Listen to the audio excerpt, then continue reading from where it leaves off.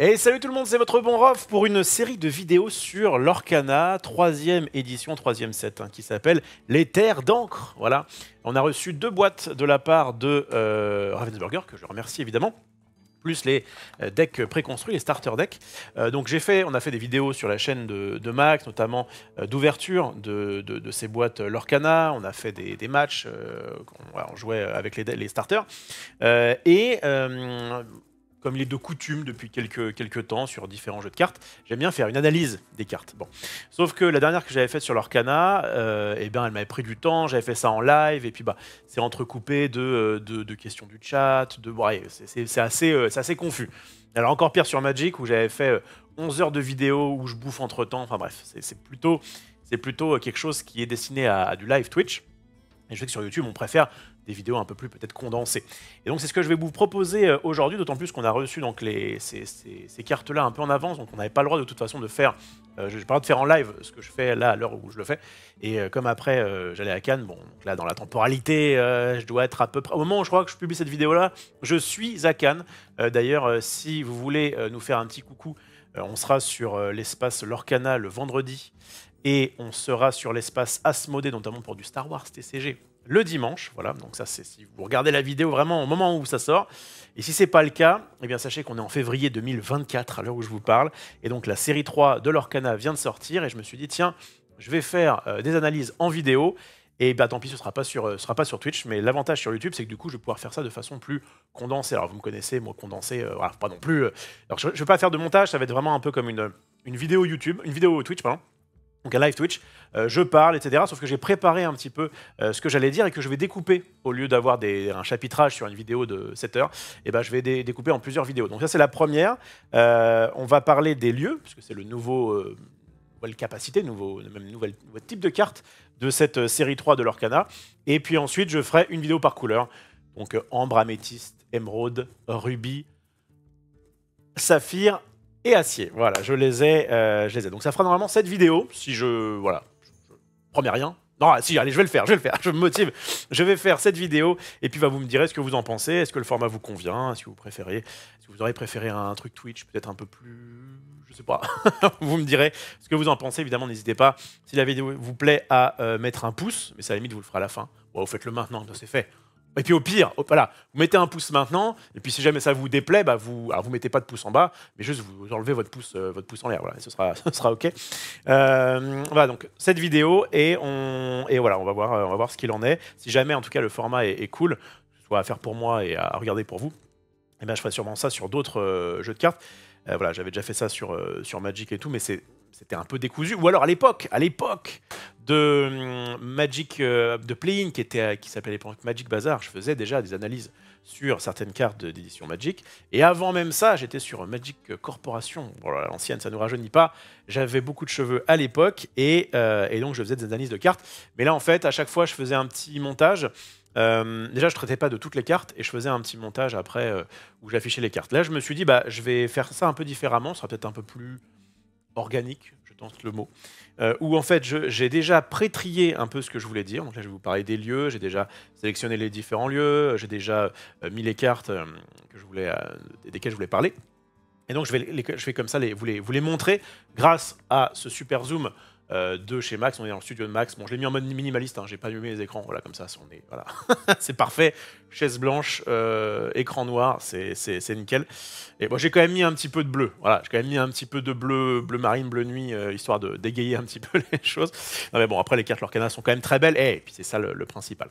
Donc, j'ai donc fait une sorte de présélection, mais je comptais parler dans cette série de vidéos, donc peut-être que je changerai ça à l'avenir, mais en tout cas pour celle-ci, de toutes les cartes. Donc on va essayer de parler des 204 cartes de la nouvelle édition.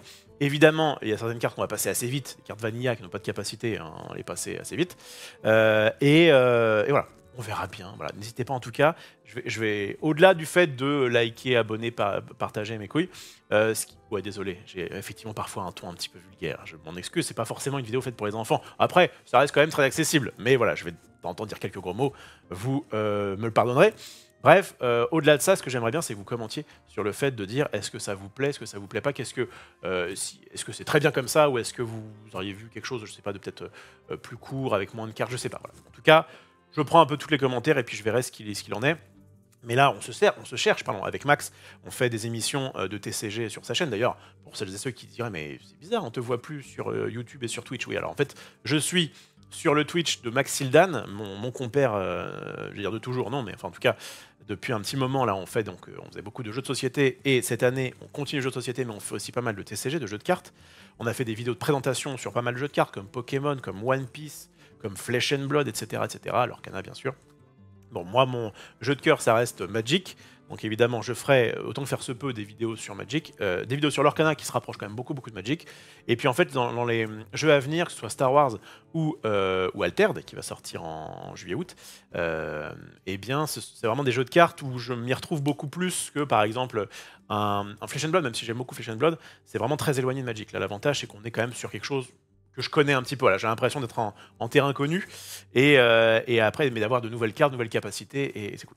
Bon, pour ceux qui ne connaîtraient pas l'Orcana, ceux qui étaient dans leur grotte, il s'agit d'un jeu de cartes édité par Ravensburger, avec la licence Disney, donc, et qui est accessible, qui est vraiment très accessible. C'est vraiment le point central, c'est de dire on prend Magic, on retire les problèmes de mana évidemment, ça c'est tout le monde le fait, mais on reprend à peu près le même principe et on l'adapte à l'univers Disney. Ce qui est cool, c'est qu'à chaque fois, vous allez voir au niveau des images, ils ont retravaillé toutes les images. Il y a même des trucs un peu exclusifs qui n'existent pas dans les films, dans les dessins animés, etc.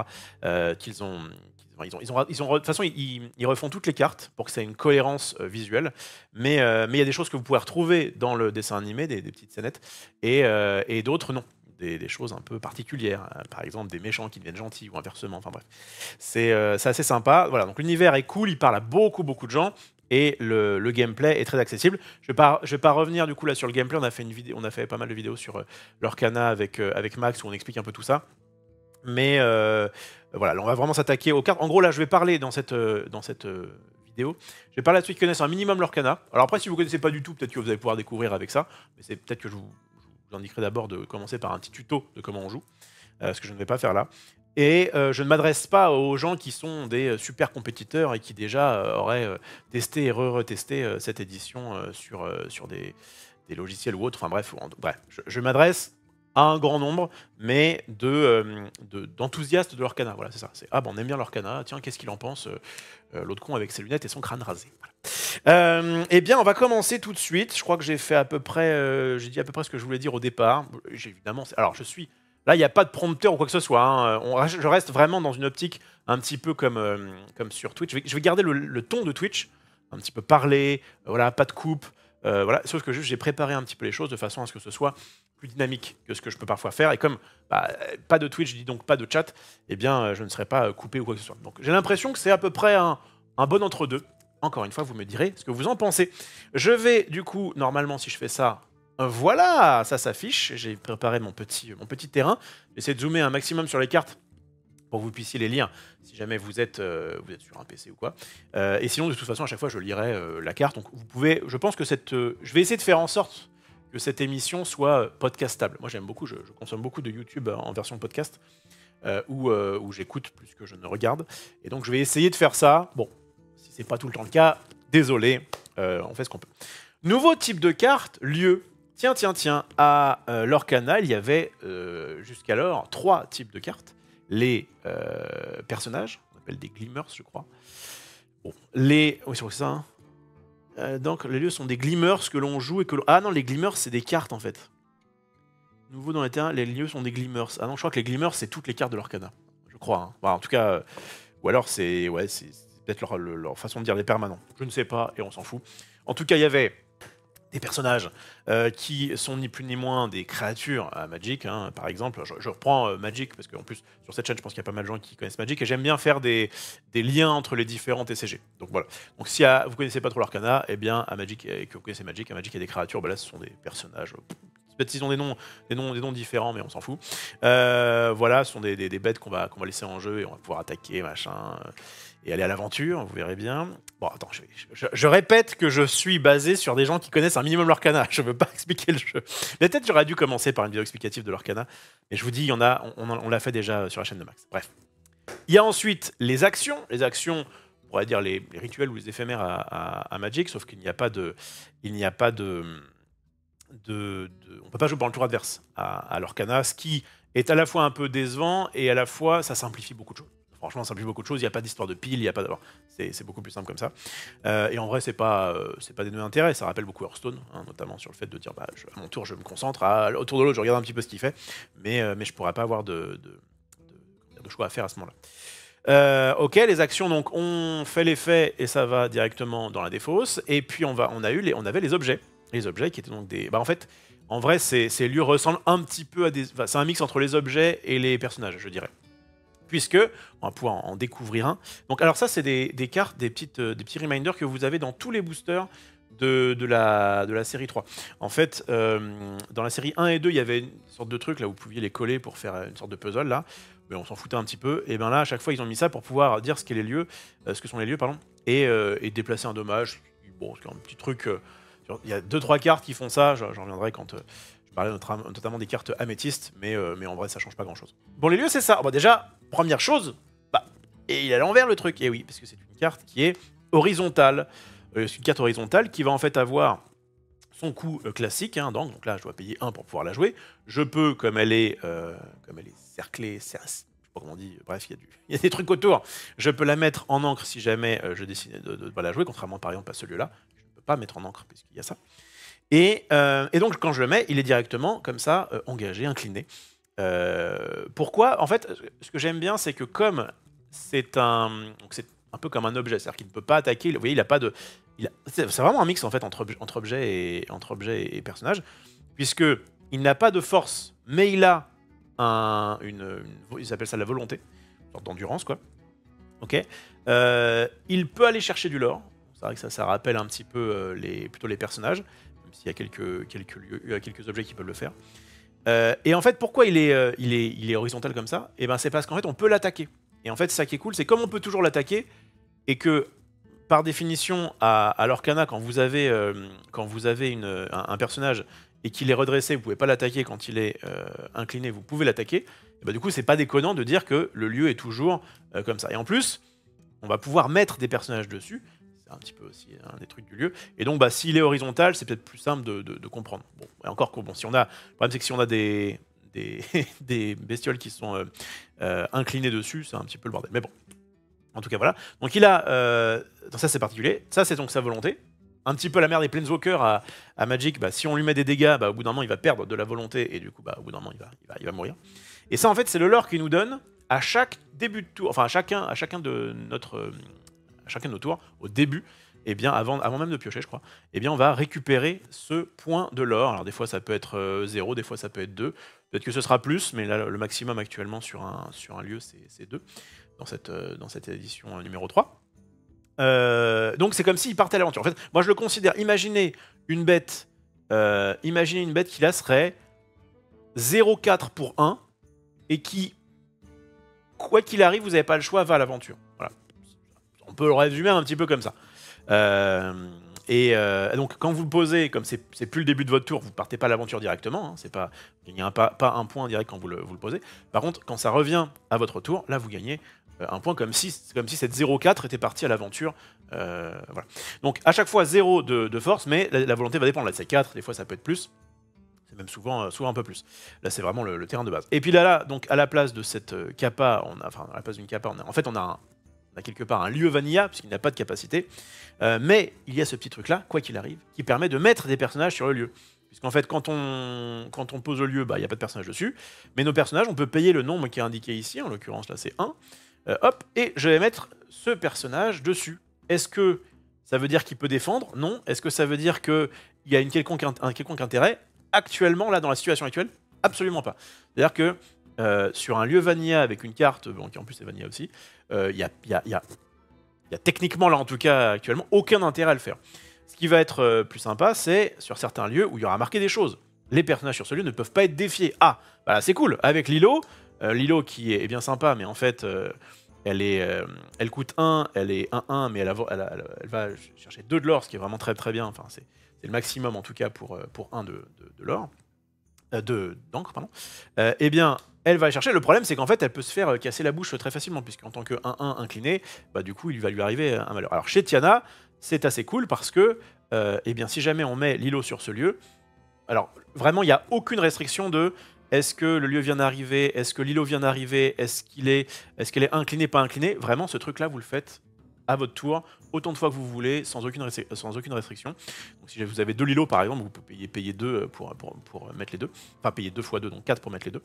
Par contre, vous n'avez pas le droit, petite restriction quand même, à partir du moment où il y a quelqu'un sur un lieu, vous ne pouvez pas décider comme ça magiquement de le détacher. Il faut soit que le lieu dégage, soit qu'il y ait un autre lieu qui arrive, et à ce moment-là, vous pourrez payer le coût en question. Et si par exemple j'ai ça et ça en jeu, attends, je vais mettre un petit peu de place. Voilà. Si j'ai ça et ça en jeu et que j'ai l'îlot, eh bien je peux payer, je vais mettre ça comme ça, hop là, voilà. Comme ça. Mettons que j'ai ces deux-là, je peux payer 1 pour la mettre ici, et puis si je veux là je peux payer 2 pour la mettre ici, mais je ne peux pas la remettre là.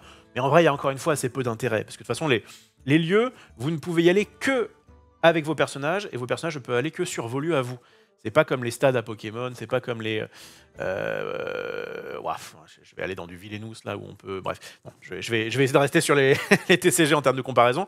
Mais ce que je veux dire, c'est que vraiment, c'est pas un lieu partagé. Des fois on met des enchantements, des choses comme ça, qui sont un peu partagés dans certains jeux. Là, c'est pas le cas du tout. Voilà, vous avez vos propres lieux, vos propres personnages. Vous pouvez mettre vos personnages sur des lieux à vous, mais vous pouvez pas interagir. Alors, peut-être que ce sera le cas un jour, hein, peut-être qu'il y aura un lieu qui prendra des cartes adverses, on sait rien. Mais en tout cas, pour le moment, c'est pas le cas. Et on peut juste aller donc sur nos lieux. Bon, donc on est très content. On va donc sur celui-là, il n'y a vraiment finalement aucun intérêt, à moins d'avoir une carte, et j'y reviendrai. En fait, ce que je vais faire, c'est que je vais vous présenter tous les lieux de l'édition, et ensuite je vous parlerai de toutes les cartes qui interagissent avec ce lieu. Je regarde juste si... qui interagissent avec les lieux. Bon, donc là, actuellement, faire ça, ça n'a pas d'intérêt. Faire ça, ça aura un intérêt, puisque, du coup, comme je le disais, il va devoir d'abord attaquer mon Tiana, puisque j'ai une capacité qui dit les personnages sur ce lieu ne peuvent pas être défiés. Bon. Mais donc, vraiment, sinon, il n'y a aucun souci de bloc, de pas de bloc, machin. Bon, même si... Alors, sauf si jamais vous avez rempart, bon, ça, j'en parlerai plus tard. Là, vous devez évidemment attaquer le personnage en question, mais sinon, les lieux, il y a un mec dessus, pas de mec, engagé, pas engagé. Vous avez le choix à chaque fois, soit d'attaquer les personnages, soit d'attaquer le lieu. Et le lieu, quand vous l'attaquez, vous lui mettrez des dégâts, mais vous en prenez pas. Encore une fois, jusqu'à preuve du contraire, peut-être que dans la série 4+, ils mettront des défenses, des attaques au lieu, mais je pense pas, ça ressemblerait beaucoup à une bête dans ces cas-là. Voilà, vous avez à peu près, je pense, l'explication des lieux. Je vais voir si j'oublie rien. Non, voilà, on peut le mettre en encre si jamais il y a ça. Il va y avoir souvent quelque chose de marqué dessus. Et donc n'oubliez pas, alors ça, je vous conseille quand même, quand vous jouez, je sais pas, en tournoi, ou même entre amis, quand vous avez un lieu, comme d'habitude à l'Orcana, en fait on pioche, on dégage, on pioche, et après on fait un peu notre vie, quoi. On a tendance à oublier ce petit lore, ce petit point de lore. Je rappelle qu'il faut arriver à 20 à l'Orcana pour pouvoir gagner, donc évidemment c'est intéressant. Mettez un petit dé sur votre bibliothèque, enfin sur votre pioche, et comme ça, avant de piocher, vous pensez à dire « Ah, au fait, je gagne, là en l'occurrence, j'aurais gagné 2 de l'or ». Et comme ça permet de ne pas oublier et d'être clean au niveau de la partie. Bon, donc, les lieux, il y a 6 couleurs à l'Orcana, et il y en a dans cette série 3 par couleur. Donc ça fait 3 x 6, 18, c'est bien, tu suis. 18, et à chaque fois, c'est très simple, il y en a un commun, un unco et un rare. Ni plus ni moins. Je crois qu'ils ont fait un lieu qui était enchanté. Je crois que la maison de Belle, elle est aussi enchantée, mais bon, ça change pas le fait qu'il reste un commun, un unco, un rare. Donc à chaque fois, je vais vous les passer un par un. On va regarder un petit peu. Bon, avant même que je parle des lieux de façon précise, mon avis sur les lieux, c'est que pour le moment, je trouve ça un peu léger. C'est-à-dire que quand les Planeswalkers sont sortis à Magic, quand il y a eu une nouvelle comme ça, une nouvelle carte, un nouveau type de carte qui est sorti, vraiment, ils les avaient quand même assez boostés. Oh, encore que c'était pas non plus trop buggé, mais disons que vraiment, on avait envie quand même de les jouer dans des decks, etc. Là, c'est, je trouve, un petit peu décevant, et c'est notamment décevant dans les decks préconstruits. Ils ont mis dans les decks préconstruits des lieux, mais ces lieux font pas grand-chose. Et en plus de ça, il y a assez peu de cartes qui fonctionnent avec les lieux, ou si les cartes fonctionnent avec les lieux, c'est pas forcément ouf. Donc c'est vrai que, pour le moment, ça me déçoit un petit peu. Alors, c'est pas grave, parce qu'on peut très bien ne pas les jouer. Mais c'est vrai que je sais pas, en tout cas dans les lieux là qui sont sortis en série 3, je sais pas s'il y aura beaucoup de jouets. Parce que mine de rien, le fait qu'ils ne puissent pas se défendre, c'est un petit peu chiant. Le fait que, voilà, de base, on peut pas dire « Ah bah tiens, si j'ai mis un personnage dessus, alors tu dois m'attaquer d'abord le personnage », ou inversement. Ça aurait pu protéger le lieu, donc à moins qu'il est marqué dessus, encore une fois. Mais de manière générale, les lieux n'ont pas... Voilà. Ils vont avoir des petits effets qui peuvent être sympas, mais... je sais pas, je les trouve un petit peu légers. L'avantage qu'ils vont avoir, c'est que comme ce ne sont pas des personnages... oui, c'est bien personnage. Glimmers, je crois que c'est vraiment les cartes. Bref. Comme ce ne sont pas des personnages, eh bien, elles peuvent résister à de terribles sorts, comme Soyez prête, évidemment la Wrath of God de l'Orcana. Bannissez tous les personnages pour 7, eh bien, ça va bannir évidemment les personnages qui sont sur les lieux, mais ça ne bannira pas les lieux en question. Donc il peut y avoir quand même ce côté un peu... voilà, c'est protégé de ce genre de cartes qui disent ça, ou même... Des cartes qui diraient, voilà, détruisez un personnage ou quoi que ce soit, eh bien, ce ne sont pas des personnages, ce sont des lieux, et marquez bien ici. Donc, pas de souci, ça résiste à ce genre de cartes. Donc, à part pour ça, en vrai, la plupart du temps, j'ai l'impression qu'on préférera mettre une bête qui va avoir déjà le choix de ne pas se faire attaquer quand elle arrive. Parce que si le mec a un board et que vous mettez même un gros lieu, bah en fait, il va pouvoir vous casser votre lieu facilement et vous allez faire de cartes désavantages, ce qui est un peu relou. Après, vous avez techniquement gagné un peu de sursis, puisqu'il a utilisé ses cartes pour ne pas... Il n'a pas utilisé ses cartes pour aller à l'aventure ou pour tuer d'autres bêtes, mais je sais pas, je suis un peu mitigé. Et qu'est-ce que je disais? Donc, ouais, voilà. Donc, et en fait, ça n'a pas les lieux, un peu à l'instar des objets, ça n'a pas la versatilité qu'ont les personnages. Les personnages peuvent donc arriver normalement en jeu d'étape et donc ne pas se faire attaquer. Puis après, vous allez pouvoir, avec vos personnages, soit attaquer des personnages qui sont, enfin défier, des personnages qui sont inclinés, ou bien aller à l'aventure. Enfin bref, vous avez un peu plus de choix. Là, le choix est un peu restreint et du coup ça manque un peu de défense, même s'ils ont quand même pas mal de points de vie. Hein. On voit 4 pour un truc à 1, c'est quand même pas mal, et 8 pardon, pour un truc à 3, c'est quand même pas mal. Mais bon, voilà, bah, comme il n'y a pas de force. Voilà. Bon, alors rentrons dans le vif du sujet avec les différents lieux. Donc le pays imaginaire, on l'a vu. Chez Tiana, on l'a vu, les personnages sur ce lieu ne peuvent défier. Donc est-ce que ça pourrait être joué dans des jeux hyper aggro avec des Lilo et compagnie? Le problème, c'est que c'est aussi ça, c'est que c'est cher en fait. Les lieux sont chers. Là, on a pour 3 non ancrables un lieu, donc qui arrive à 8 de volonté, c'est quand même pas mal, mais où il faut 2 pour pouvoir mettre des cartes dessus. Et généralement, à l'Orcana, en tout cas en construit... Alors oui, je vais faire quand même une distinction tout de suite maintenant, entre le construit et le limité. Le construit, c'est quand vous ramenez vous avez fait un deck de cartes chez vous et vous le ramenez en boutique contre quelqu'un, et là, donc c'est un format où on peut mettre toutes les cartes qui existent, voilà, je sais pas trop si les lieux, en tout cas, auront leur place dans le format construit, parce qu'on a vraiment d'autres choses à foutre. Par contre, sur les formats draft, ou donc limité qu'on appelle donc draft ou paquet scellé, où on arrive en boutique, ou peu importe, et on nous passe des boosters, on va construire notre jeu avec, là, mettre quelques lieux, ça me semble pas déconnant. Voilà. Et d'ailleurs, on va le voir après sur les cartes qui fonctionnent avec les lieux, il y en a dans toutes les couleurs, et du coup, j'ai l'impression que ça s'adresse pas trop mal à un format limité, où on va prendre, en format limité, il n'y a pas de restriction de couleur. Donc si jamais on part sur un thème un peu lieu en draft par exemple, on va drafter des lieux, et puis après on va peut-être drafter des choses qui fonctionnent en fonction des lieux, ou qui marchent en fonction des lieux, bref. Et je me perds. Voilà, et donc là ça peut peut-être faire un deck en scellé ou en limité à peu près ok si c'est tourné sur les lieux. Voilà, ça pour le coup, je dis pas, mais c'est vrai qu'en format construit, je pense qu'on va peut-être en prendre un ou deux, mais je garantis pas, en tout cas pour le moment, que celui-là soit game changer. Bon. Donc, chez Tiana, on l'a vu. On va passer maintenant donc, au terrain rare ambre, à savoir la Terre des Lions. La Terre des Lions. Les personnages sur ce lieu gagnent plus 2 en défense. Donc, il arrive, pardon, j'oublie le départ. 2 non ancrables malheureusement. 7 de volonté, ça reste quand même pas mal. Et les personnages sur ce lieu gagnent plus 2 en défense. Donc en volonté, ce qui est assez fort. Et en plus, donc alors ça déjà... On va s'attarder déjà sur le premier truc. Ça permet de faire en sorte que si jamais, par exemple, j'ai un Simba, alors il faut le mettre dessus, c'est ça le problème, c'est qu'il faut payer 2.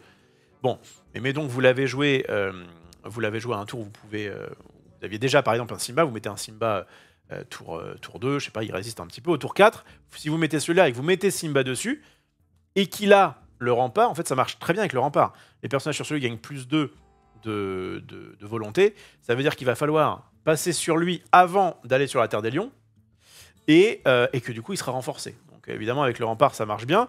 Si vous avez rempart plus résistance, alors là c'est bonnard, ça marche très bien avec le prince, puisque eh bien vous avez, non seulement il va devoir vous attaquer votre carte avec rempart, mais en plus la résistance préviendra des dégâts, et le fait qu'il soit boosté en... J'ai dit résistance, ouais, parce qu'il soit boosté en volonté, et bien du coup ce sera plutôt cool. Donc ça c'est bien. On va avoir également par exemple ce Hercule qui était attends, je vais juste essayer de faire en sorte d'avoir les cartes dont je parle, voilà, qui sont au même moment. Voilà. Ça c'est bon. Je suis en train de parler de ça et je vous parle de ces cartes-là. Bon. Donc la Terre des Lions, elle est cool avec notamment Hercule, qui n'a que 3 en résistance, mais qui a une résistance de plus, qui n'a que 3 en volonté, pardon, mais qui a quand même résistance plus 2. Donc ça peut être cool, puisque vous allez en faire une sorte de 6-5 qui va du coup tanker beaucoup plus facilement. Et alors, on voit qu'il y a aussi une autre petite capacité qui est cool, parce que jusqu'à maintenant, en fait, je ne les ai pas mis pour rien. Non seulement ils avaient rempart, ces cartes-là, mais en plus, eh bien, c'était des princes ou des rois. En l'occurrence, c'était que des princes. Mais si un prince ou un roi se trouve sur ce lieu, jouer des personnages vous coûte 1 de moins. Donc c'est cool, vous voyez, tout ce que j'ai mis là, ça peut éventuellement faire une sorte de jeu à thème, prince-roi. Le seul truc qui pour l'instant boostait les princes et les rois, c'était le grand-duc. Alors, lui était moins misogyne, c'est-à-dire qu'il boostait aussi les princesses et les reines. Voilà. Mais il y a déjà eu des cartes qui boostaient que les princesses, etc. Il faut vraiment une distinction. Voilà, c'est pas après, il n'y a pas de non-genré là. Il faut qu'il y ait un genre. En l'occurrence, donc ça marche que sur les princes et les rois. Ce qui peut être pas mal, hein, du coup, avec Simba. Mais ce qui est dommage, pour une des meilleures cartes résistance à ce jour, qui est bien sûr Cendrillon, qui était une princesse, la Cendrillon à 7, et qui avait résistance, c'est une 5-5 résistance plus 2, qui en plus peut attaquer les personnages non inclinés sous réserve. Bref, ça aurait été sympa de pouvoir comboter avec. On ne peut pas. Voilà. Mais ça laisse de quoi. En gros, la Terre des Lions, le fait que, je vous ai dit, pour moi, un des défauts inhérents des lieux, c'est qu'on peut les attaquer quels que soient les personnages qu'il y a dessus. Là, le fait qu'on puisse... Enfin, c'est plutôt combo avec des cartes remparts, ça combote pas trop mal. Voilà. Donc, soit, si jamais en tout cas vous avez voilà, les 3 lieux ambre, un truc vanilla mais qui coûte pas très cher. Les personnages sur ce lieu ne peuvent pas être défiés, donc c'est bien plutôt dans des stratégies avec des petites bêtes aggro. Et enfin, la Terre des Lions qui va être bien dans une stratégie rempart, résistance, etc. Donc vous voyez, il y a un thème quand même, il y a quelque chose à se mettre sous la dent. Vous pouvez très bien faire un jeu à thème autour de ça, et peut-être que plus tard, le jeu Prince-Roi va dominer le format. Pour le moment, je trouve que ça fait un petit peu léger. Encore une fois, c'est cher. Hein. Il faut non seulement jouer le lieu, mais en plus pouvoir les foutre dessus. On passe à l'améthyste avec cette montagne interdite, qui est donc le lieu, on va dire, basique, donc le lieu commun d'améthyste, qui coûte, vous voyez, il se compare pas mal avec notre ami le pays imaginaire, sauf que au lieu de coûter 1, il coûte 2, et il a 6 de résistance au lieu de 4. Mais on est quand même sur un truc qui est quand même assez décevant, je trouve. On a ensuite la tour du sorcier. Vous pouvez déplacer gratuitement vos personnages balais magiques sur ce lieu. Alors, les balais magiques, depuis la série 1, il y a des balais magiques qui sortent, avec notamment un Mickey. Je vous en parlerai un peu plus quand je serai sur la vidéo de Améthyste. La couleur violet, j'ai recensé tous les balais qui sont sortis à ce jour, etc. Mais pouvoir déplacer gratuitement des personnages balais magiques, c'est pas bête, parce que sinon il faut payer 2, c'est un peu le bout du monde. Il a 7 de volonté pour 3 d'encre, et les personnages sur celui gagnent plus 1 en lore. Ce qui est à la fois cool, et à la fois, lui, il a 0 à la base en lore. C'est-à-dire que les autres vous ramenaient à chaque tour, on est d'accord, hein, pas de conneries. Celui-ci, il en ramenait 1. Voilà, à chaque fois, en fait, je ne les ai pas forcément reprécisés, mais ils vous faisaient 1 de l'or à chaque début de tour, enfin, à chacun de vos débuts de tour. C'est pas le cas pour ça, donc. Et le problème, c'est que les balais magiques, actuellement, ils sont pas dingues. Hein. Ils sont pas dingues, alors je vous en ai quand même montré un ici qui, en plus, fonctionne avec le lieu. Mais vous voyez, tant que ce personnage se trouve sur un lieu qui gagne plus 2 de force, ah bah c'est cool, c'est combo, je mets ça dessus et c'est super. Ouais, alors au final, t'as quoi?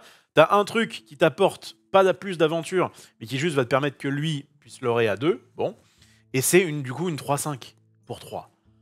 C'est pas fou. Ouais. Bon, après, c'est une commune, une unco, mais voilà. En tout cas, peut-être que plus tard, il y aura encore une fois un jeu balai magique qui sera fort. Pour le moment, j'en doute. J'en doute. Mais voilà pour le lieu Unco d'Améthyste. Et on a maintenant le château de la reine, évidemment. Je vous ai mis la reine à côté. La reine et son château.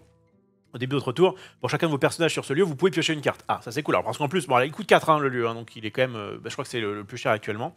Les lieux les plus chers coûtent 4. 7 de volonté, ce qui est pas comparé à ça. Heureusement qu'il y a une bonne capa parce que là on passe du double, du simple au double pour le coup.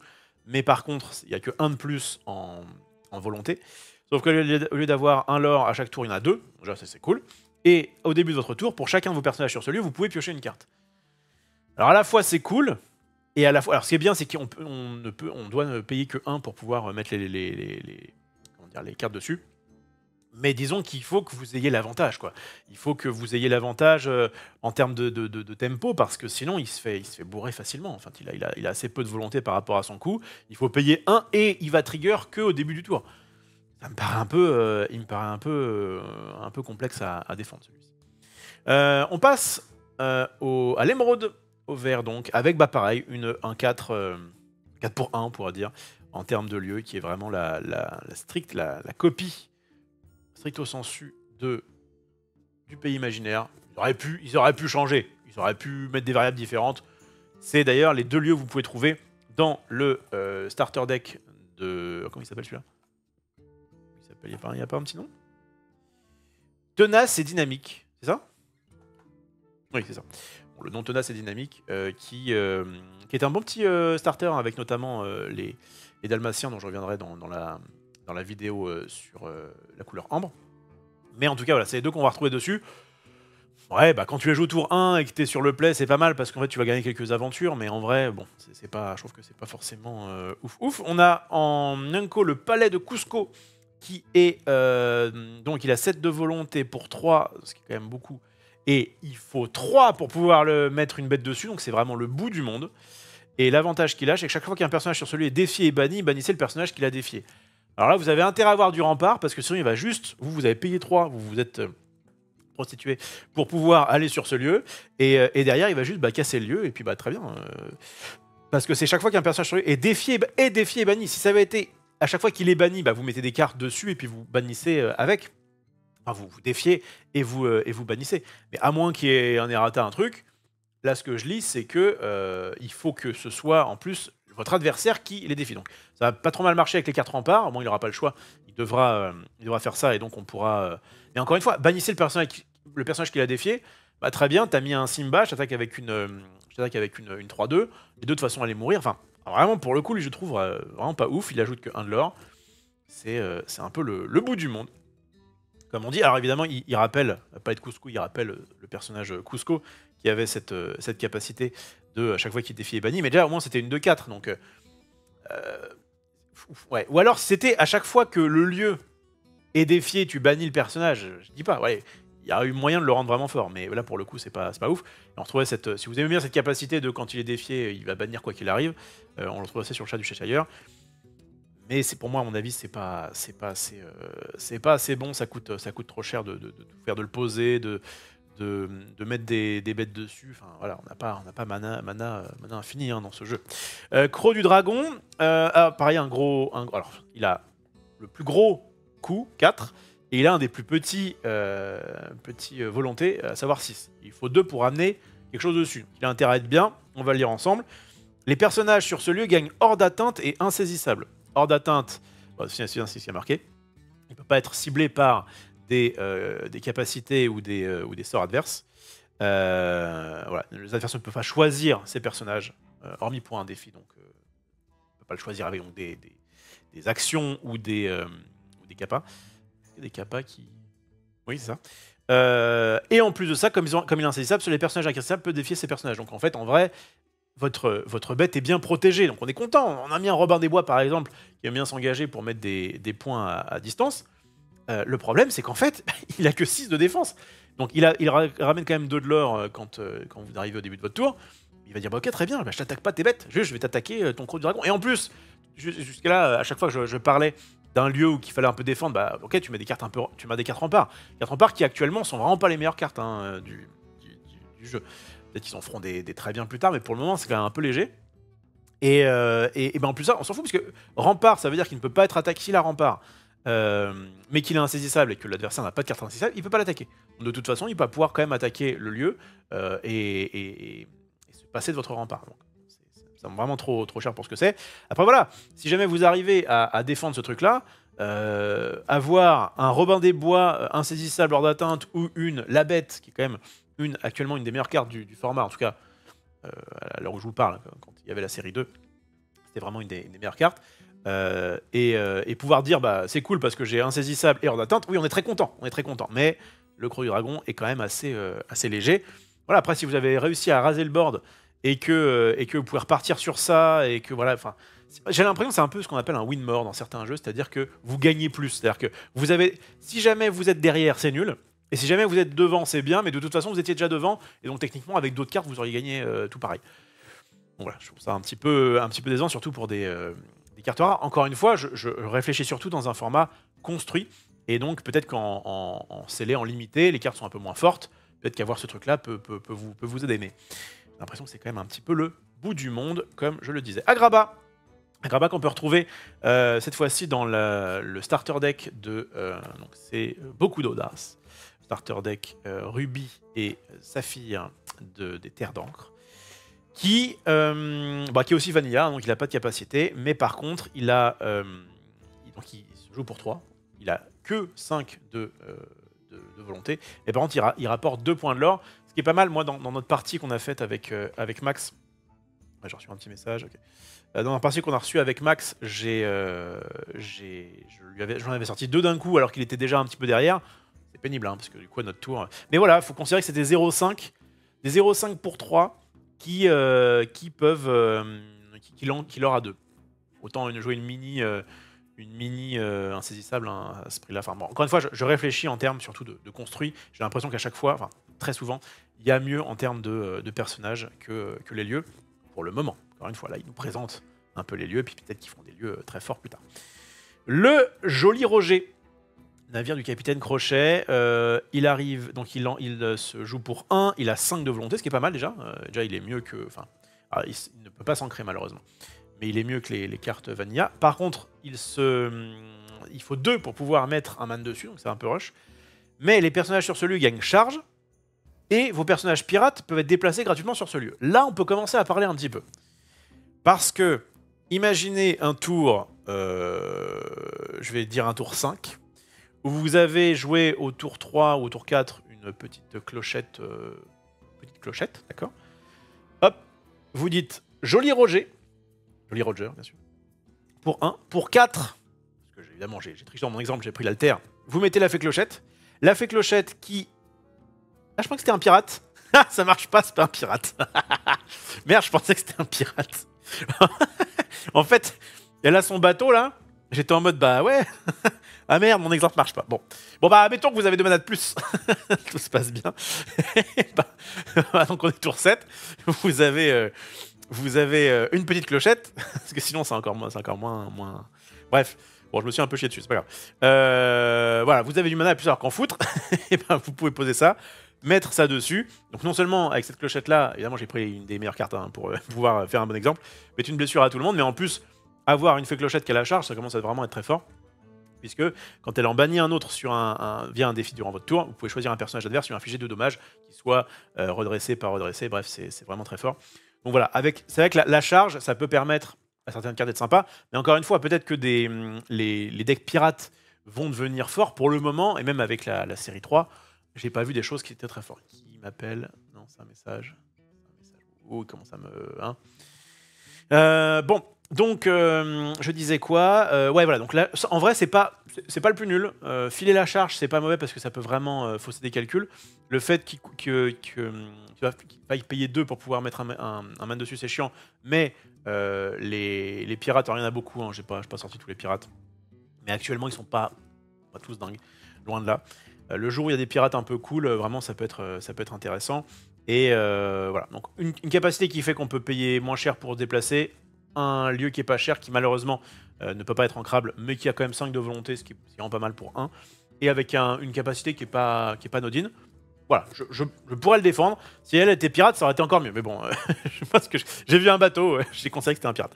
Bon, en parlant de ça, on a le RLS Héritage, en parlant de bateau On a un galion solaire qui nous vient bien sûr de la planète au trésor. Et qui coûte 4. Alors c'est un des pires. Hein. Il coûte 4 non ancrables. Il a quand même 8 de volonté. Et il a 2 de l'or. Bon, heureusement. Par contre, il faut 3 pour mettre une bête dessus. Et ça dit, les personnages sur celui gagnent insaisissable. C'est pas mal. Et tant que l'un de vos personnages se trouve sur ce lieu, y déplacer un personnage vous coûte 2 de moins. Donc, insaisissable, on avait déjà celui qui faisait insaisissable et... Il est où?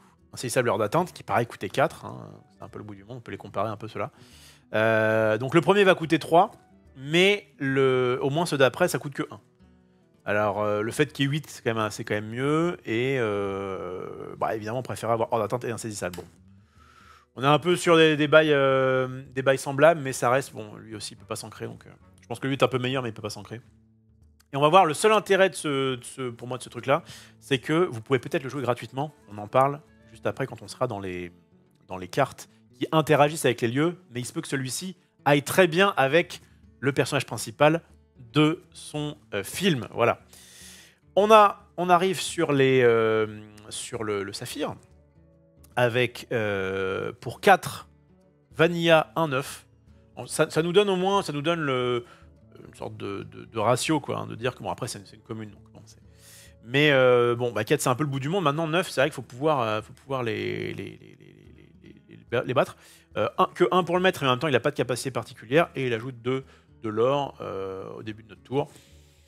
Ça reste chéro, hein. Ça reste quand même très chéro. On a Motuni, île paradisiaque de Vaiana, qui coûte 2 de l'or. Il faut 1 pour déplacer les personnages, il y a 5 de volonté. Ça va à l'aventure au début de notre tour à 1. Enfin, ça va pas à l'aventure techniquement, ça nous rajoute 1 de l'or. C'est pas tout à fait pareil. Chaque fois qu'un personnage sur ce lieu est banni, vous pouvez le placer dans votre réserve d'encre face cachée et épuisée. Et bien sûr, ça nous rappelle, et c'est normal, ça vient du même dessin animé, la capacité de Grand-Mère Thala, qui aimait bien se suicider.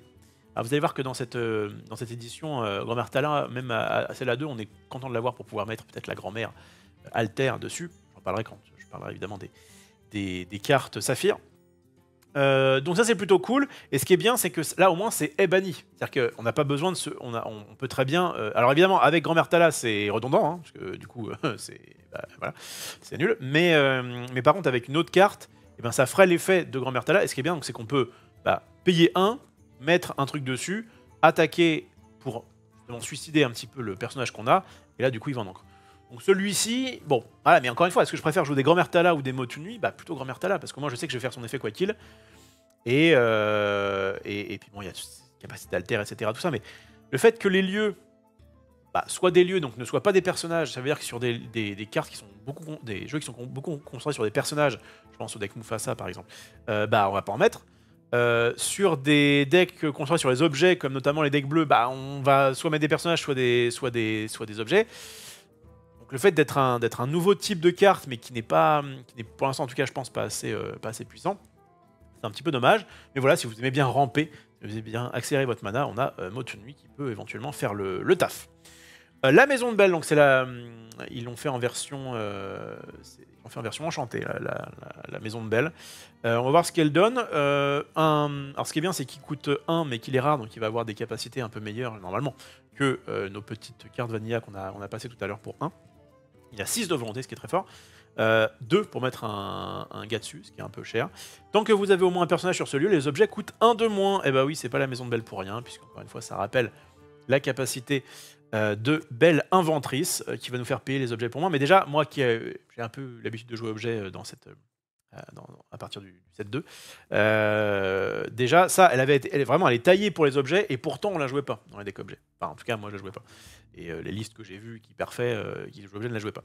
Et pourtant, il y a pas mal. 2-3, qu'il aura 2 pour 3 en crabe, c'est pas mauvais en soi. Mais il y avait mieux à faire. On avait des Flavorsham à aller chercher, on avait plein de trucs à faire. Plus, dans un jeu où justement tu veux plein d'objets, du coup, tu as moins de place pour les personnages. Vous voyez ce que je veux dire? Donc, est-ce que je vais avoir encore plus de place? Enfin, est-ce que je vais avoir trouvé de la place pour mettre ce lieu-là? J'en doute. Et en plus, aïe, il n'ajoute aucun point de l'or au début de votre tour. C'est quand même assez dramatique. Voilà. Et si ça avait été pour chaque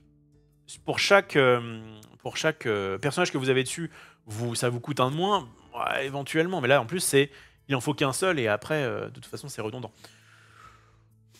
j'y crois moyen. Hein, j'y crois moyen, vous m'avez vu. De toute façon, alors, disons, plusieurs choses. Cette vidéo n'est pas du tout sponsorisée par qui que ce soit. Je remercie quand même Ravensburger de nous avoir passé les produits, mais je peux vraiment dire ce que je veux. Je n'ai pas de, comment dire, de trucs de bien ou de pas bien à dire. Je fais vraiment en fonction de ce que moi je pense. Et même d'ailleurs, le jour où ça va être sponsorisé, si jamais ça l'est, je garderai quand même cette liberté de ton de dire bah cette carte-là, je la trouve nulle, cette carte-là, je la trouve machin. Alors souvent, je dis rarement nul. Je dis souvent bah ça me déçoit ou c'est pas bien pour le moment. Parce qu'en fait, ça peut très bien devenir cool avec des cartes qui sont peut-être pas encore sorties.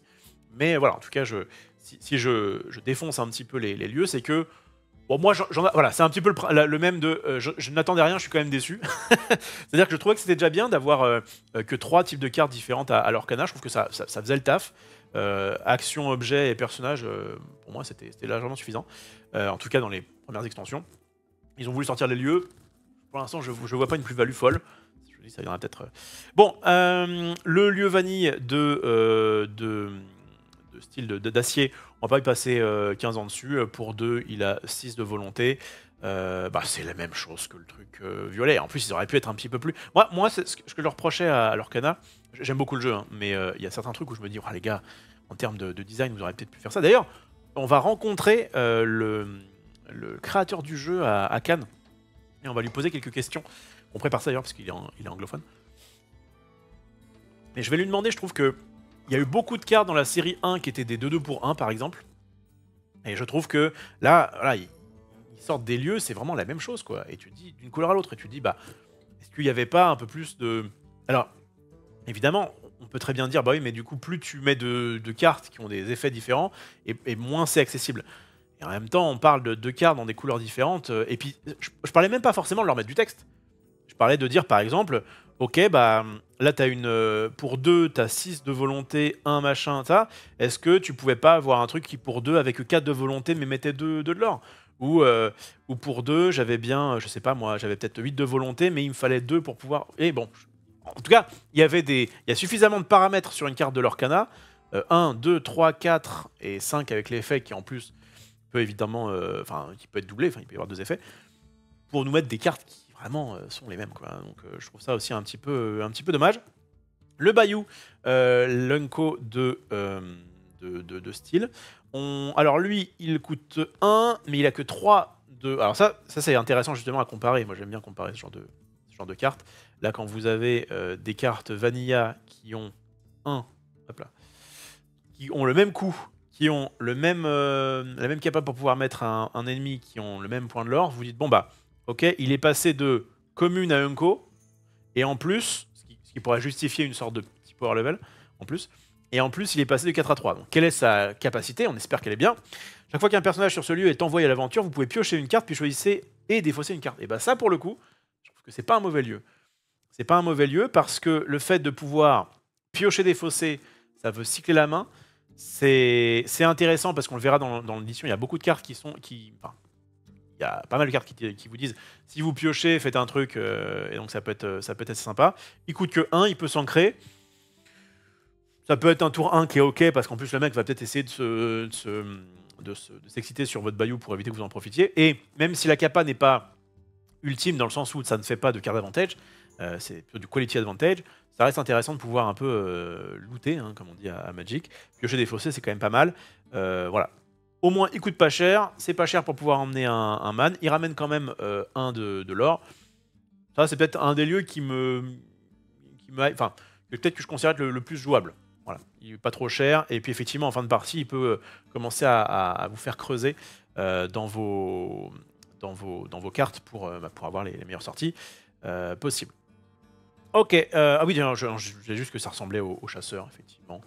C'est la même capa, chasseur étant pas joué, alors que bon, pourtant c'est une comment dire, ça amène 2 de l'or pour 2, ce qui est quand même pas mal, mais bah après, il faut savoir aussi qu'à l'Orcana, les cartes sont jouées aussi parce qu'ils vont avoir des alters. Le chasseur n'a pas d'alter, que je sache, alors qu'il est. Donc peut-être que si jamais c'était le cas, qu'il y avait un bon alter à 3, on le jouerait. Pour le moment, je l'ai jamais vraiment trop vu dans un deck compétitif. En tout cas, vous pourrez avoir son effet sur le Bayou. Et enfin, dernier lieu, donc on a fait les 18, hein, de l'Orcana série 3. On va avoir pour 2 un lieu qui a 5 de volonté et il faut 1 pour emmener un personnage dessus. Les personnages sur ce lieu gagnent résistance plus 1. Ce qui est donc rappelle un petit peu notre... Alors je sais pas où est-ce que je l'ai mis. Ah, il doit être ici. Qui rappelle un peu le premier lieu... le premier lieu rare. J'ai l'impression que les lieux rares, enfin les lieux en tout cas, se font écho un petit peu. Il y a un peu de symétrie, on a pu voir dans les couleurs. Ah bah tiens, ça ressemble à ci, ça ressemble à ça. Celui-ci ressemble à celui que je n'ai pas parce que je pense que j'en ai foutu. C'était la Terre des Lions, voilà. Puisqu'il va donner de la défense. C'est intéressant de la défense. En plus, il coûte 2, ça ressemble. C'est un rare, vraiment, on voit un peu une sorte de similitude quand même. Lui donnait plus 2 en résistance, pardon, plus 2 en volonté. C'est la volonté. Et lui donne plus 1 en résistance. Alors déjà, le problème que je vois là, c'est que lui donne pas d'encre. De l'or. Excusez-moi de confondre les termes. Lui donnait 1 l'or de base et avait 7 de volonté, ce qui évidemment est mieux que 5. Et résistance plus 1, c'est bien gentil, mais alors donc évidemment, ça va aider avec les... Voilà, encore une fois, hein, c'est dans le même type de jeu, hein, avec des cartes qui ont rempart. Pour le coup, non, pour le coup, je crois que si je devais en jouer un, je jouerais plutôt celui-là. Alors, il s'ancre pas malheureusement, mais je trouve qu'il est un peu plus intéressant. On verra, hein, on verra. Et après, moi je sais que... Il y a un sub qui est arrivé. Merde.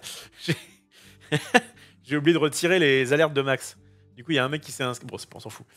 Il y a un mec qui s'est inscrit. Bon, merci à toi, frérot. Je suis sur la... Bref, bon, j'ai oublié de changer ça. C'est pas grave. Qu'est-ce que je disais? Ouais, je pense que si je devais en jouer qu'un, je jouerais, je pense, la Terre des Lions. Le fait est qu'on peut pas cumuler, c'est pareil. On peut pas dire que les 2 lieux... Tu mets un personnage sur 2 lieux en même temps, alors du coup, il se passe des choses. Non.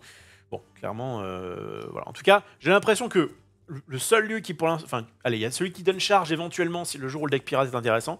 Et sinon, il y a le Bayou qui est quand même pas si nul. Mais sinon, les autres me déçoivent un petit peu. Et on va continuer du coup cette analyse des lieux de l'Orcana en parlant cette fois-ci des cartes qui interagissent avec les lieux. Donc, je répète, j'ai fait une vidéo par couleur, que je vais donc sortir après cette vidéo-là. Je vais essayer d'en sortir, je vais essayer de tout enregistrer aujourd'hui, je vais essayer d'en sortir une par jour. À partir du 23 février, du coup, je crois que c'est oui, 23 février, sortie en magasin, en boutique locale du jeu, de la série 3 en tout cas. Voilà, 2 semaines plus tard, ce sera dans les Fnac, Cultura, etc. Mais en tout cas, la sortie officielle magasin, c'est censé être le 23. Je crois que c'est qu'à partir de là, on pourra vous dévoiler du coup cette vidéo. Donc je vais sortir cette vidéo normalement le 23, et puis les autres, je les sortirai peut-être un jour d'intervalle à chaque fois. Voilà. Et donc, dans les autres vidéos, je parlerai des couleurs, et en fait, sur les couleurs, je parlerai de toutes les cartes, sauf des cartes qui interagissent avec les lieux, puisque je vais en parler maintenant. Vous voyez ce que je veux dire? Voilà, j'ai voulu vraiment bien découper. Comme les lieux, c'était quand même un truc qui était très particulier dans cette édition. Peut-être que je ferai pas ça pour les prochaines, mais en tout cas, voilà, là, on va vraiment finir. Cette vidéo ne parlera que des lieux. Donc là, on a parlé de tous les lieux qui existaient, en tout cas actuellement. Et là, je vais parler de toutes les cartes qui interagissent avec les lieux. Alors, vous allez voir, il y en a de plus ou moins bien. Je vous mets, je vous mets mon petit lieu chouchou dans le coin, et comme ça va vous permettre de voir un peu ce qu'on peut en faire. Réparation de fortune. Choisissez un lieu. Alors, bon, déjà, première chose, au niveau des différentes couleurs, c'est vraiment très... autant là, sur les lieux, c'était très carré. Un commun, unco, rare, un de chaque couleur, et basta. Vraiment, c'était très carré. Autant là, vous voyez, là, il n'y a que 2 cartes jaunes qui interagissent avec les lieux. En violet, il y en a plus. En gris, notamment, je crois qu'il y en a vraiment beaucoup plus. Pareil pour le vert. Alors, pour le coup, c'est très disparate au niveau des raretés. Ça peut être commune, unco, rare. Il y a même des cartes légendaires qui interagissent avec les lieux. Bref, c'est très disparate. Mais retenez que je crois que les 2 couleurs qui ont plus de cartes qui interagissent avec les lieux, donc pas forcément que c'est les meilleurs, mais en tout cas qui interagissent avec les lieux, c'est le vert et le gris. Je m'abuse, on verra après ça. Mais donc, pour dire que le jaune, enfin le jaune, donc l'ambre est quand même très pauvre, et notamment il y a 2 cartes qui sont assez mauvaises. Un truc qui dit choisissez un lieu, retirez-lui jusqu'à 3 jetons de dommages. Un truc qui fait que ça. Déjà, retirer des jetons de dommages sur des personnages, c'est pas ouf de manière générale, à moins qu'on puisse piocher derrière, etc., comme avec réponse. Là, vraiment, c'est vraiment nul comme carte. Et clé de turbo qui fait à peu près la même chose, sauf qu'on peut le faire à tous les tours, mais c'est que 2 et ça coûte 2. Bon, c'est vraiment des cartes, je pense, qui sont très oubliables. En tout cas, alors je sais pas, peut-être qu'avec le lieu jaune qui est pas mal, si vous avez le lieu jaune avec des cartes remparts, etc., voilà. Je dis pas que ce sera nul dans toutes les situations. Je dis juste que c'est des cartes qu'on n'a pas du tout envie de jouer, encore plus en construit. Donc on va passer assez vite sur ça. Ensuite, donc les balais magiques, je vous en avais parlé tout à l'heure, je vous l'ai juste remis parce qu'effectivement, il n'y a qu'un seul balai magique qui interagit vraiment avec, avec les lieux. C'est celui-ci, et une fois qu'il a interagi avec un lieu, il est pas ouf. En fait, vous allez voir, ça va être beaucoup ça, mon analyse de... Je vous spoil un petit peu. Ça va être, ok, ça interagit avec un lieu, mais c'est pas ouf. Voilà. Je vous préviens. Il y a quand même 2-3 cartes qui sortent un peu du lot, mais de manière générale, ne vous attendez pas à ce que... Les lieux, là, j'étais un peu déçu. Peut-être que ça aurait pu être trop bien d'avoir, du coup, des cartes de ouf qui interagissent super bien avec les lieux. C'est assez peu le cas. Je vais passer assez vite ce genre de cartes. Alors ça, pour le coup, tapis volant, ça me fait un peu mentir, parce que tapis volant, le fait de dire je suis une 2-1 pour 2 insaisissable, c'est pas nul. Voilà, c'est pas nul. Ça peut aller tranquillement. Insaisissable, c'est quand même une bonne capacité, notamment en limité. Et donc déjà de base, ça peut aller à l'aventure. Bref, en tout cas, c'est une carte qui est pas mauvaise quoi qu'il, alors que les autres cartes étaient très mauvaises si t'avais pas le lieu. Donc ça, c'est horrible. Et ensuite, on peut dire déplacer gratuitement l'un de vos personnages sur un lieu en l'engageant. Et donc ça, c'est fort. Et en plus, on l'engage, mais comme il est insaisissable, il y a peu de chances qu'il se fasse buter derrière. Donc ça veut dire qu'on peut pouvoir mettre sur des lieux à 3, là, dont je vous parlais tout à l'heure. Ouais, je crois que c'était 3 le maximum. Sur des lieux qui avaient 3 de... Je sais pas comment s'appelle cette capacité, voilà. Sur le RLS héritage, c'était cool de mettre le premier. En plus, alors bon, c'est un peu, c'est un peu redondant, c'est peut-être pas le meilleur exemple. Mais non, mais en vrai, si, on peut mettre du coup des cartes dessus gratuitement qui vont avoir un saisissable et ça va être plutôt cool. Donc, en tout cas, ouais, le tapis volant, si vous voulez faire un deck lieu, c'est peut-être une des cartes, en tout cas, une des cartes Commununco qui interagit, je pense, le mieux avec. Et on a Gardien du Trésor, bah, qui d'ailleurs peut très bien être pas mal avec son petit tapis volant. Il y a un thème, évidemment, vous aurez reconnu le Roi Lion, bien sûr. Ce qui dit donc, pour 4, alors non ancral, malheureusement, 6-6 pour 2, donc il a de très bonnes stats. Hein. C'est clair qu'il a de très très bonnes stats, mais le personnage ne peut ni défier, ni être envoyé à l'aventure, à moins qu'il ne soit présent sur un lieu. Ça en fait quand même une belle pomme de terre, hein, si jamais vous n'avez pas de... Si jamais vous n'avez pas de lieu, vous avez vraiment une carte morte que vous ne pouvez même pas ancrer. C'est quand même assez horrible. Pour une rare. Par contre, si vous arrivez, notamment si vous avez le tapis volant, alors là, vous vous régalez, hop, vous mettez ça dessus, vous allez à l'aventure pour 2, vous castagnez des bouches. Bref, c'est peut-être qu'effectivement dans un jeu, voilà, encore une fois, dans un jeu limité, donc draft ou scellé, où vous avez récupéré tapis volant, gardien du trésor plus des lieux, de temps en temps vous allez faire des trucs un peu magiques, mais en vrai, je trouve pas ça très fameux. En vert, on a je prends le chemin, une petite chanson qui dit choisissez l'un de vos personnages, il gagne plus de force pour le reste de ce tour, puis vous pouvez le déplacer gratuitement sur un lieu. Donc c'est pareil, ce qui est cool, un petit peu à la manière donc, du tapis volant, tu vas pouvoir déplacer gratuitement, donc peut-être ça va t'économiser 2 ressources, puisque ça coûte 1, généralement sur un gros terrain, genre, sur un gros lieu il te faudra 3. Et le fait d'avoir plus 2 en force, bon c'est mignon, mais en vrai je trouve ça pas ouf du tout, encore une fois c'est quelque chose... alors l'avantage, c'est que même si jamais vous n'avez pas le lieu en jeu, ça met quand même plus de force. Plus de force, c'est quand même pas dingue, mais ça peut quand même aider à finir une bête, voilà. Donc je pense que ce sera pas jouable en construit, en limité, une petite carte qui s'ancre, qui peut fausser un peu les calculs. Bon, si vous avez quelques lieux un peu sympas, pourquoi pas. En tout cas, il faut savoir que ça existe parce que vous pouvez le prendre et ça peut être assez dramatique, mais ça reste quand même très situationnel. Zazu, tant que ce personnage se trouve sur un lieu, il gagne plus 1 de l'or. Ah, donc on a à la base une 2-1 pour 1 qui aura 1. Donc on rappelle que le maître étalon, c'est des 2-2 pour 1 qui aura 1. Donc il perd 1 point de volonté. Mais il a, tant qu'il se trouve sur un lieu, il gagne plus 1 enfin, il gagne plus 1 de l'or. Ça reste une 2-1, hein, donc il va se prendre tout. C'est-à-dire que oui, à un moment donné, vous allez jouer à un truc, vous allez pouvoir le foutre dessus, donc ça va vous coûter des ressources. Et ouais, c'est cool, je vais pouvoir aller à l'aventure, mais après, derrière, il va se faire dézinguer. Vous allez me dire, oui, mais avec le lieu qui a insaisissable, machin, bah oui, c'est fort. Alors effectivement, si vous avez le lieu vert qui file hors d'atteinte et insaisissable, ah bah Zazu, il est content d'aller dessus, c'est évident. Par contre, bah, c'est votre lieu qui va se faire bourrer dans ces cas-là, parce qu'il n'a que 6 de défense. Vous voyez? C'est en tout cas... Pour l'instant, des petites capas sympas, évidemment. Si jamais vous aviez une 2-1 pour 1 qui aura 2 de base, ce serait très, voire un peu trop fort.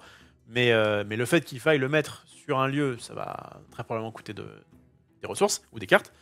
Et donc, c'est pas dingue. Le frisé qu'on retrouve notamment dans le deck, dans le starter deck jaune-vert.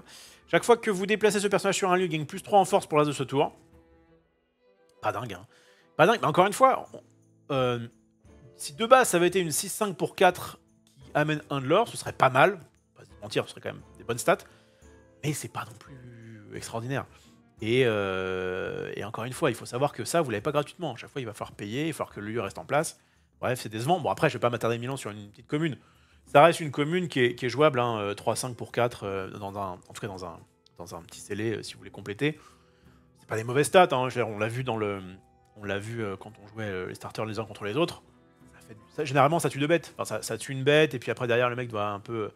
Donc c'est pas nul, mais c'est pas... En tout cas, le bonus n'est pas suffisant pour qu'on se dise « Ah, c'est cool, je vais faire un deck lieu autour du frisé. » Arc de Robin, qui est un truc qui met des blessures, et qui en fait je l'ai mis parce que donc lui il a plutôt une interaction négative sur les lieux, puisqu'il va pouvoir choisir un personnage blessé, mais aussi un lieu endommagé, et lui infliger un dégât. Donc il peut... voilà, je l'ai juste mis là parce qu'il peut interagir avec les lieux. Mais en vrai, bon, c'est pas... C'est négativement, quoi. C'est justement ça. C'est-à-dire que non seulement les lieux sont pas ouf, mais en plus il y a des cartes qui vont être spécifiquement tournées contre. Et là, en l'occurrence, l'arc de Robin, il est bien content de pouvoir blesser un personnage, mais éventuellement, s'il manque un point pour un lieu, bah, il peut aussi y aller. L'autre cas, c'est chaque fois que l'un de vos personnages Robin est envoyé à l'aventure, vous pouvez redresser cet objet. Donc, on peut faire des trucs. Mais ouais, ça c'est plus... Ça, de toute façon, je vais sûrement y revenir dans la vidéo où je parlerai de la couleur émeraude. Mais voilà, je voulais juste vous le dire que, en tout cas, il y a des cartes qui interagissent avec les lieux de façon négative, enfin qui, en tout cas, les bolos encore plus. Stitch, 3-3, insaisissable pour 5. Ça nous rappelle, je l'ai pas mis, ça nous rappelle Ouais, ils ont fait une 3-3 insaisissable pour 5, mais qui l'or à 3, alors que là, c'est l'or que à 2. Une espèce de grosse luciole, là. Mais il a une capacité en plus, donc vous voyez, il perd un de l'or, mais tant que ce personnage se trouve sur un lieu, il gagne hors d'atteinte.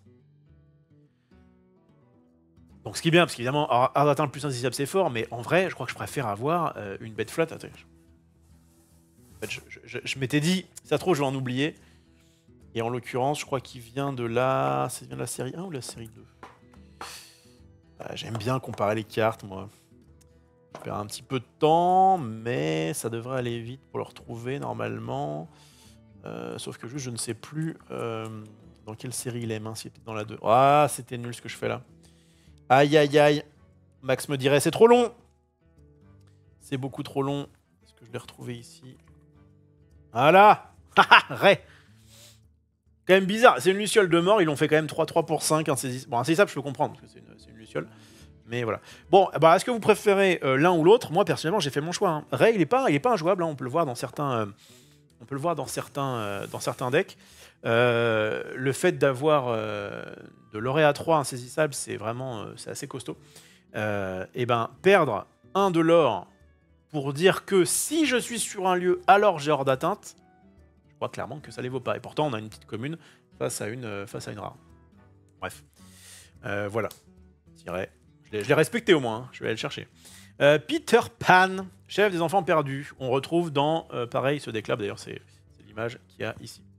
Il est 3-3 pour 4, il aura 1. Une fois par tour, lorsque ce personnage est déplacé sur un lieu, gagner un nombre d'éclats de l'or égal à la valeur de l'or, donc de ce lieu. Alors ce qui est dommage, c'est que en fait, le max qu'on puisse faire, c'est 2. En tout cas, actuellement.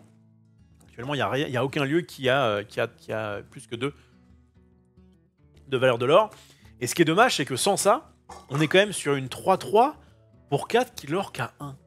C'est quand même un peu décevant. Alors, l'avantage qu'il a, c'est que on peut... bon, mettons qu'on a déjà... Parce qu'il faut payer. Hein.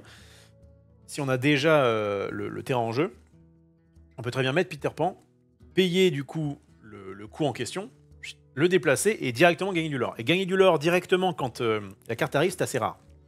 Alors qu'il y en a... Bon voilà. Mais ça reste... Je pense qu'il lui manque des stats. Il lui manque des stats. S'il n'y a pas lieu, c'est vraiment horrible. Je pense que s'il avait l'aventure à 2 éventuellement... Mais là, non, je pense qu'il n'est pas jouable. Shenzi, une des hyènes du Roi Lion. Tant que ce personnage se trouve sur un lieu, il gagne plus 3. Donc de base, c'est une 0,6 pour 4, donc c'est assez mauvais.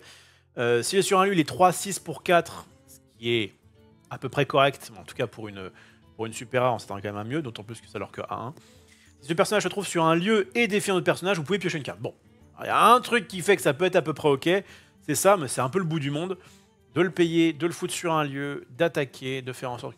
C'est, encore une fois, ça demande trop. Ça demande trop. Après, si vous l'ouvrez en draft, bah oui, vous pouvez la pique parce que ça peut commencer à vous faire du card avantage, vous prenez quelques lieux, et ça peut être sympa. D'ailleurs, il marche pas trop mal avec le lieu qui donne charge. Si vous avez le lieu qui donne charge, bon, il vous faut 6 mana du coup. Et il faut 6 mana et il faut qu'il soit en jeu. Alors après, ou alors vous avez 7 mana et vous faites pour 1 je mets ça, pour 4 je mets ça, pour 2 j'équipe et là bim, je mets 3 une de tes bêtes et je pioche une carte. C'est un peu le bout du monde. Hein. Mais bon, en tout cas c'est potentiellement jouable. En tout cas en limité. Milosac, il y en a eu plusieurs. Là c'est celui pour 2 en rouge. 2-2, alors vous voyez 2-2 pour 1 à la place normalement de 1 coup. Ah, je vais y arriver. Normalement une 2-2 qui aura 1, ça a un coût de 1 si c'est vanilla, c'est un pas de capacité. Là ça coûte 2, donc qu'est-ce qui fait que ça coûte 1 de plus? Voilà, je vais y arriver. Eh bien, tant que ce personnage se trouve sur un lieu qui gagne plus de force. C'est nul, pardon, mais je trouve ça nul. Je trouve ça nul, donc de base, ça coûte 1 de plus, et c'est pas 1 de plus la différence entre 5 et 6, hein, c'est entre 1 et 2, donc c'est quand même le double, on peut aussi le voir ça comme ça. Pour gagner péniblement 2 d'attaque quand c'est sur un lieu, c'est décevant. Une autre carte très décevante qu'on trouve dans les decks préconstruits, c'est le voyage, déplacer gratuitement jusqu'à 2 de vos personnages sur un même lieu, vous allez me dire « Ouais, c'est bon, ça peut trigger des trucs et tout, des machins. » Ouais, mais attends, perd une carte pour faire ça. Perdre une carte pour faire ça, c'est le bout du monde. Alors oui, si vous avez des lieux comme ça peut être sympa. Je dis pas qu'encore une fois, si les planètes s'alignent, vous avez des effets exceptionnels. Alors je mets ça, et puis j'avais Peter Pan. Voilà, si vous mettez Peter Pan plus le voyage, vous êtes super content. Effectivement, je voulais du coup, il est en tout. Si vous mettez, vous avez Peter Pan, vous avez des cartes comme ça, et voilà. Si les astres s'alignent, c'est très bien. Vous gagnez un peu de l'or, etc. Mais derrière, bon, vous avez fait du card advantage avec voyage. Et puis, bah, vous n'avez pas accompli grand-chose dans votre life, quoi. C'est un peu le problème. Hey, alors lui, il me fait marrer quand même, parce que bon, lui, au moins, il est 3-2 pour 2, donc il a des stats qui sont à peu près OK. Une fois par tour, lorsque ce personnage est déplacé sur un lieu, chaque adversaire perd un éclat de l'or. Ce qui est, en vrai, je le défends un peu plus, je le défends, je crois, même un peu mieux que Peter Pan, parce qu'il coûte pas très cher. Et que faire perdre un de l'or, ça peut vraiment fausser des calculs chez l'autre. Et voilà, et au moins, on a une 3-2 pour 2. 3-2 pour 2, ça reste des stats qui sont à peu près correctes. On a des 3-2 pour 2 qui, en commune ou en unco, comme Jafar par exemple, ont l'avantage d'avoir insaisissable pendant votre tour, donc vous pouvez taper des cartes insaisissables, donc c'est un petit bonus, ça arrive pas. Hein. Là on a comme petit bonus le fait que si on a un lieu, on peut faire perdre du lore. Je le sauve à peu près, le je le sauve à peu près. Moi j'ai un rêve, qui est donc une action qui dit choisissez l'un de vos personnages sur un lieu, enfin c'est une chanson même, et redressez-le. Il ne peut pas être envoyé à l'aventure pour le reste de ce tour. Gagner un nombre d'éclats de l'or égal à donc le point de l'or de ce lieu. C'est pareil, ça veut des lieux du coup qui coûtent cher pour avoir beaucoup de points de l'or. Donc on est d'accord qu'actuellement c'est que 2 maximum. Choisissez un de vos personnages sur un lieu, redressez-le. Il ne peut pas être envoyé à l'aventure pour le reste de ce tour. Donc c'est un peu le même principe de. Il peut réattaquer. Soit il réattaque soit il attaque en tout cas un personnage adverse. Soit il défie. Soit il reste dégagé, dans ce cas ça évite qu'il se fasse bolos au prochain tour. Mais ça coûte 2. Il faut que, voilà, c'est un des défauts, tu vois. Vous voyez par exemple, j'ai failli tutoyer, désolé. Je te connais pas, on n'a pas élevé les cochons ensemble, que je sache. Voilà. L'avantage de je prends le chemin, c'est que si jamais on n'avait pas de lieu, ça me mettait quand même le plus de force. Là, si on n'a pas de lieu, ça ne sert à rien. Donc il faut avoir un lieu, il faut pouvoir payer 2, et il faut qu'il y ait un perso dessus. Donc voilà, encore une fois, les astres, il va falloir les aligner un petit peu. Et si vous arrivez à faire ça, bah c'est cool, vous avez dégagé un truc, vous allez peut-être faire un peu de CA parce que vous allez pouvoir taper une autre bête et péniblement gagner de l'or si jamais c'est un lieu qui coûte un peu cher. Mais oui, encore une fois, c'est le bout du monde, comme j'aime bien dire. Vaiana, chef né 4-4 pour 5, qui va l'aurer à 2, alter 3. Je me demande si elle n'est pas dans le... Si, je crois qu'elle est là, elle est dans le starter également. Chaque fois que ce personnage est envoyé à l'aventure depuis un lieu, redressez tous les autres personnages qui s'y trouvent, ils ne peuvent pas être envoyés à l'aventure pour le reste de ce tour. Bon, ça fait le même effet du coup que la carte d'avant là. Voilà. Alors, je pensais que ça venait du même dessin animé, mais non, là on est sur Réponse et là on est sur Vaiana. Mais un peu le même projet. Oui, bah c'est un peu... C'est une rare, hein, donc ça fait des choses qui peuvent être cool. Alter 3, ça peut être sympa. Mais encore une fois, il faut qu'il y ait un lieu. Le fait que... je pense que les meilleures cartes, ça va être celles, enfin en tout cas qui interagissent avec les lieux, ça va être celles qui sont quand même cool s'il n'y a pas de lieu. Et si jamais il y a un lieu, il y a un bonus. Là, le fait que de base, si elle n'a pas de lieu, elle est pas... Enfin, voilà, c'est pas dingue quoi. Pour une rare, on s'attend à quelque chose d'un peu plus costaud.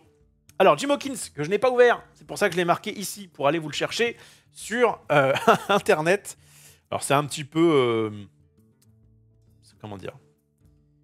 C'est un petit peu roots, mais en même temps, est-ce que le mieux, c'est pas de toute façon que je vous parle de tout, plutôt que je ne vous parle que des cartes que je n'ai pas. Juste, je l'avais mis de côté, mais on m'a dit il n'y a pas longtemps que sur Lore Cards, on m'a dit tout à l'heure que sur le site français Lore Cards, il y aurait a priori les cartes en français. Alors, je joue Jim Hawkins. On va regarder si c'est vrai. Jim Hawkins. Je crois pas, hein. Alors, soit c'est moi qui tape mal. Carte. Jim. À l'heure où je parle, c'est pas encore le cas. Bon, bah tant pis, du coup, je vais vous montrer la version anglaise. Alors, je l'avais mise de côté. Elle est là. C'est pas grave. Hop là.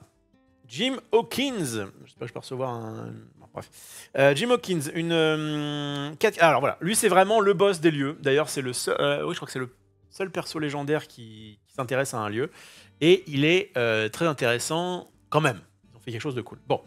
Alors c'est pareil, si vous n'avez pas de lieu dans votre main ou en jeu, c'est nul. C'est une... Comme Vaiana, c'est une 4-4 pour 5, qu'il aura 2. Quand même un peu décevant. Mais, si vous jouez ce personnage, vous pouvez jouer gratuitement un lieu qui coûte 4 ou moins. Alors ça tombe bien, dans cette édition, il n'y a que des lieux qui coûtent 4 ou moins. Mais du coup, ça veut dire que, eh ben oui, sur le RLS Héritage, vous allez pouvoir dire, Jim Hawkins, je le joue, j'ai ça en main que je joue gratuitement, donc là, j'économise 4 d'encre, c'est quand même assez énorme. Je le mets comme ça.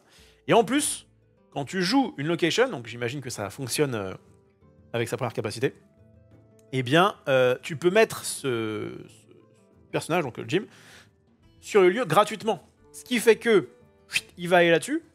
Et en plus, lui, quand il a un man dessus, tant que l'un de votre personnage se trouve sur ce lieu, il déplacer un personnage vous coûte 2 de moins. Voilà. Donc effectivement, là, alors là, ce qui est bien, alors il faut que les astres s'alignent, mais il faut qu'il n'y en ait que 2.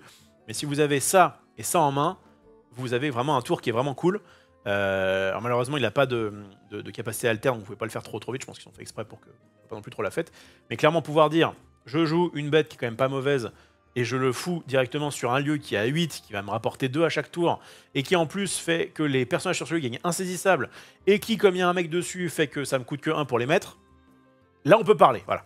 Donc on parle, à partir de légendaire, on peut parler, mais encore une fois, si vous n'avez pas de lieu dans votre main, c'est un peu décevant.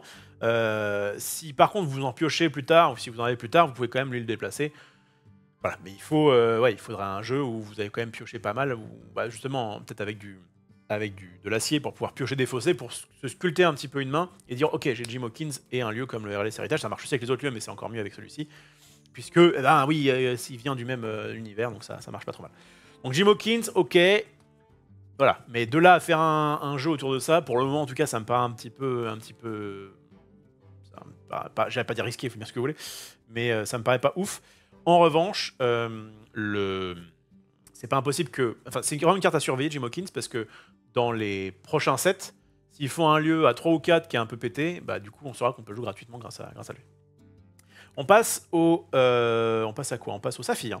Saphir, réparation, retirer jusqu'à 3 jetons dommages d'un de vos lieux ou de personnages. Alors, ouais, ça, contrairement à... Ah mince, du coup, je les ai virés. J'ai mis ailleurs mes petites cartes. Contrairement à la carte jaune, qui était très mauvaise parce qu'elle ne pouvait cibler que les lieux. Où est-ce que je l'ai foutu? Qu'est-ce que j'en ai foutu? Là, je crois. Contrairement à la carte jaune, qui disait... choisissez un lieu, retirez-lui jusqu'à 3 jetons dommages. Là, l'avantage, c'est que c'est exactement la même chose, où ça coûte 1 de plus, mais on peut aussi cibler un personnage, qui au moins aura l'avantage d'être pas totalement inutile. Ça reste pas bien, hein. On soit bien d'accord. Et en plus, on peut pas panacher, je crois. Jusqu'à 3 jetons dommages de l'un de vos lieux ou Personnage avec un S. Ah, donc en fait, non, je crois qu'on peut pas nacher du coup. Ou personnage avec un S. Si je lis bien la carte, en plus, on peut dire bah, je retire un du lieu, un d'un perso, un d'un autre perso. Est-ce qu'on aura envie d'utiliser un slot de notre deck pour mettre ça? J'en doute. Mais voilà, en tout cas, ça peut faire. Je pense que c'est mieux que ce truc. Porte du coffre, vos lieux et vos personnages sur des lieux gagnent résistance plus 1. Oh là là, c'est-à-dire qu'avec le lieu qui a résistance, on peut être encore plus résistant. N'empêche que c'est un lieu qui coûte 4, qui ne fait que ça. Et il faut encore une fois que vous ayez des lieux. C'est-à-dire qu'ils ne font. C'est pas. C'était vos personnages en résistance et vos lieux aussi. Enfin bref, ou en tout cas, il y a un intérêt si jamais il n'y a pas de lieu, ce serait cool. Là, le fait que ça coûte 4, que ça ne fonctionne qu'avec des lieux et que bon, résistance plus 1 c'est bien, mais c'est pas non plus. Voilà, c'est pas non plus. C'est pas non plus trop game changer, ça dépend, mais vous voyez ce que je veux dire, ça ne faut pas gagner la partie quoi. En tout cas, je trouve que c'est assez mauvais. D'ailleurs, c'est les deux seules cartes bleues du set concernant le lieu. Le bleu, il veut des objets, il veut pas des lieux. En revanche, une couleur qui aime pas trop mal les lieux, on l'a vu avec ce beau petit lieu, c'est le gris, l'acier, qui a notamment Mini, qui est 0,3 pour 1, qui va lauréat 1, donc strictement moins bien qu'une 1,3 pour 1, qui l'aura 1, qui est, on va dire, le truc standard. Mais la Mini rouge, d'ailleurs, qui est juste là. Elle me sert de... elle me permet... Elle vient du préconstruit. Elle me permet de caler mes cartes pour éviter que je déborde du cadre. Et elle va arriver au bon moment, puisque donc elle est... voilà, ce genre de carte était joué, hein, clairement, dans les jeux rouge-violet qui dominaient le format dans le set 2. Donc, j'aime bien comparer une carte comme ça. Qu'est-ce qui me vaut le fait de perdre 1 en force? Ce qui n'est pas anodin, ça peut quand même servir. Eh bien, c'est que tant que ce personnage se trouve sur un lieu, il gagne plus 2 de force. Voilà, on est typique sur une carte qui dit bah, c'est mieux si c'est sur un lieu, mais c'est moins bien si c'est pas sur un lieu. Et bah, ça, je trouve ça nul. C'est-à-dire que s'il y avait eu ce petit bonus, mettons que c'était une 1-3 pour 1, et qu'elle gagnait que plus 1 quand elle est sur un lieu, bah, je préfère avoir un petit bonus, mais qui, bon là, vous me direz, bah, mais c'est strictement supérieur, bien joué, canard. Mais vous voyez ce que je veux dire? Ils auraient pu, parce qu'en vrai, une 1-3 pour 1, ils la mettaient unco, et ils en faisaient un truc qui était un tout petit peu mieux qu'une 1-3. Si, ouais, il y avait un petit bonus pour mettre... Ah, si en fait, si c'est sur un lieu, c'est un peu meilleur, je dis pas. Mais là, clairement, on préfère un truc qui est toujours... Bah, déjà, de manière générale, je préfère avoir 50 € qu'une chance sur 2 d'avoir 0 ou 50 ou 100 €. Je sais pas vous, mais vous croyez quelqu'un dans la rue, il vous dit... C'est la même espérance de gain, mais... on vous dit, vous avez soit 50 balles, soit vous jouez à pile ou face et vous avez 0 ou 100. Bon, après, ça dépend, parce que quand t'es pas à 50 balles près, tu dis, bah autant tenter le 100. Mais voilà, si on vous fait l'exemple sur 5000 balles, bah tu dis, oh, je prends 5K et on est content. Donc déjà, même quand c'est une chance sur 2, et là le problème, c'est que le fait que il faut qu'elle soit sur un lieu pour avoir son effet. Encore si c'était, tant que vous contrôlez un lieu. Voilà, s'il y avait ce truc-là, bon, bah là, à la limite, tu joues quand même pas mal de lieux dans ton jeu, éventuellement, mais là, il faut en plus être sur le lieu pour avoir le bonus. C'est vraiment, je pense, que le bout du monde. Alors que, à l'heure où je lis et où je fais cette vidéo, je viens d'être tagué sur la story de Illumineur, et ça va me permettre de vous en parler un petit peu. Je vais l'ajouter à ma story parce que je suis un bro. Hop là. Illumineur, c'est une association qui se trouve en Normandie, à Vernon, pas trop loin de Paris, à peu près à 1 heure de Paris, qui organise du 9 et 10 mars un gros tournoi Lorcana, et le but, ça va être de battre le record d'affluence. Pour l'instant, il y a plus de 150 inscrits, à l'heure où vous regardez cette vidéo, enfin si en tout cas vous la regardez au moment où je l'ai mise en ligne, on devrait être à un peu moins de 2 semaines, ouais 2 semaines à peu près, de l'événement, donc il reste des places.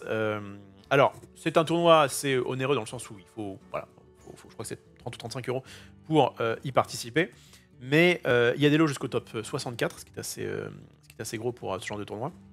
Il y a évidemment pour le top 8 moult récompenses à gagner, et de manière générale, ça va être un tournoi vraiment, voilà, vraiment cool, auquel je vais participer. Il y aura aussi Marie Granger qui va participer, je crois qu'il y aura Ted aussi qui va participer, et on va le caster avec Maxildan et Adibou notamment.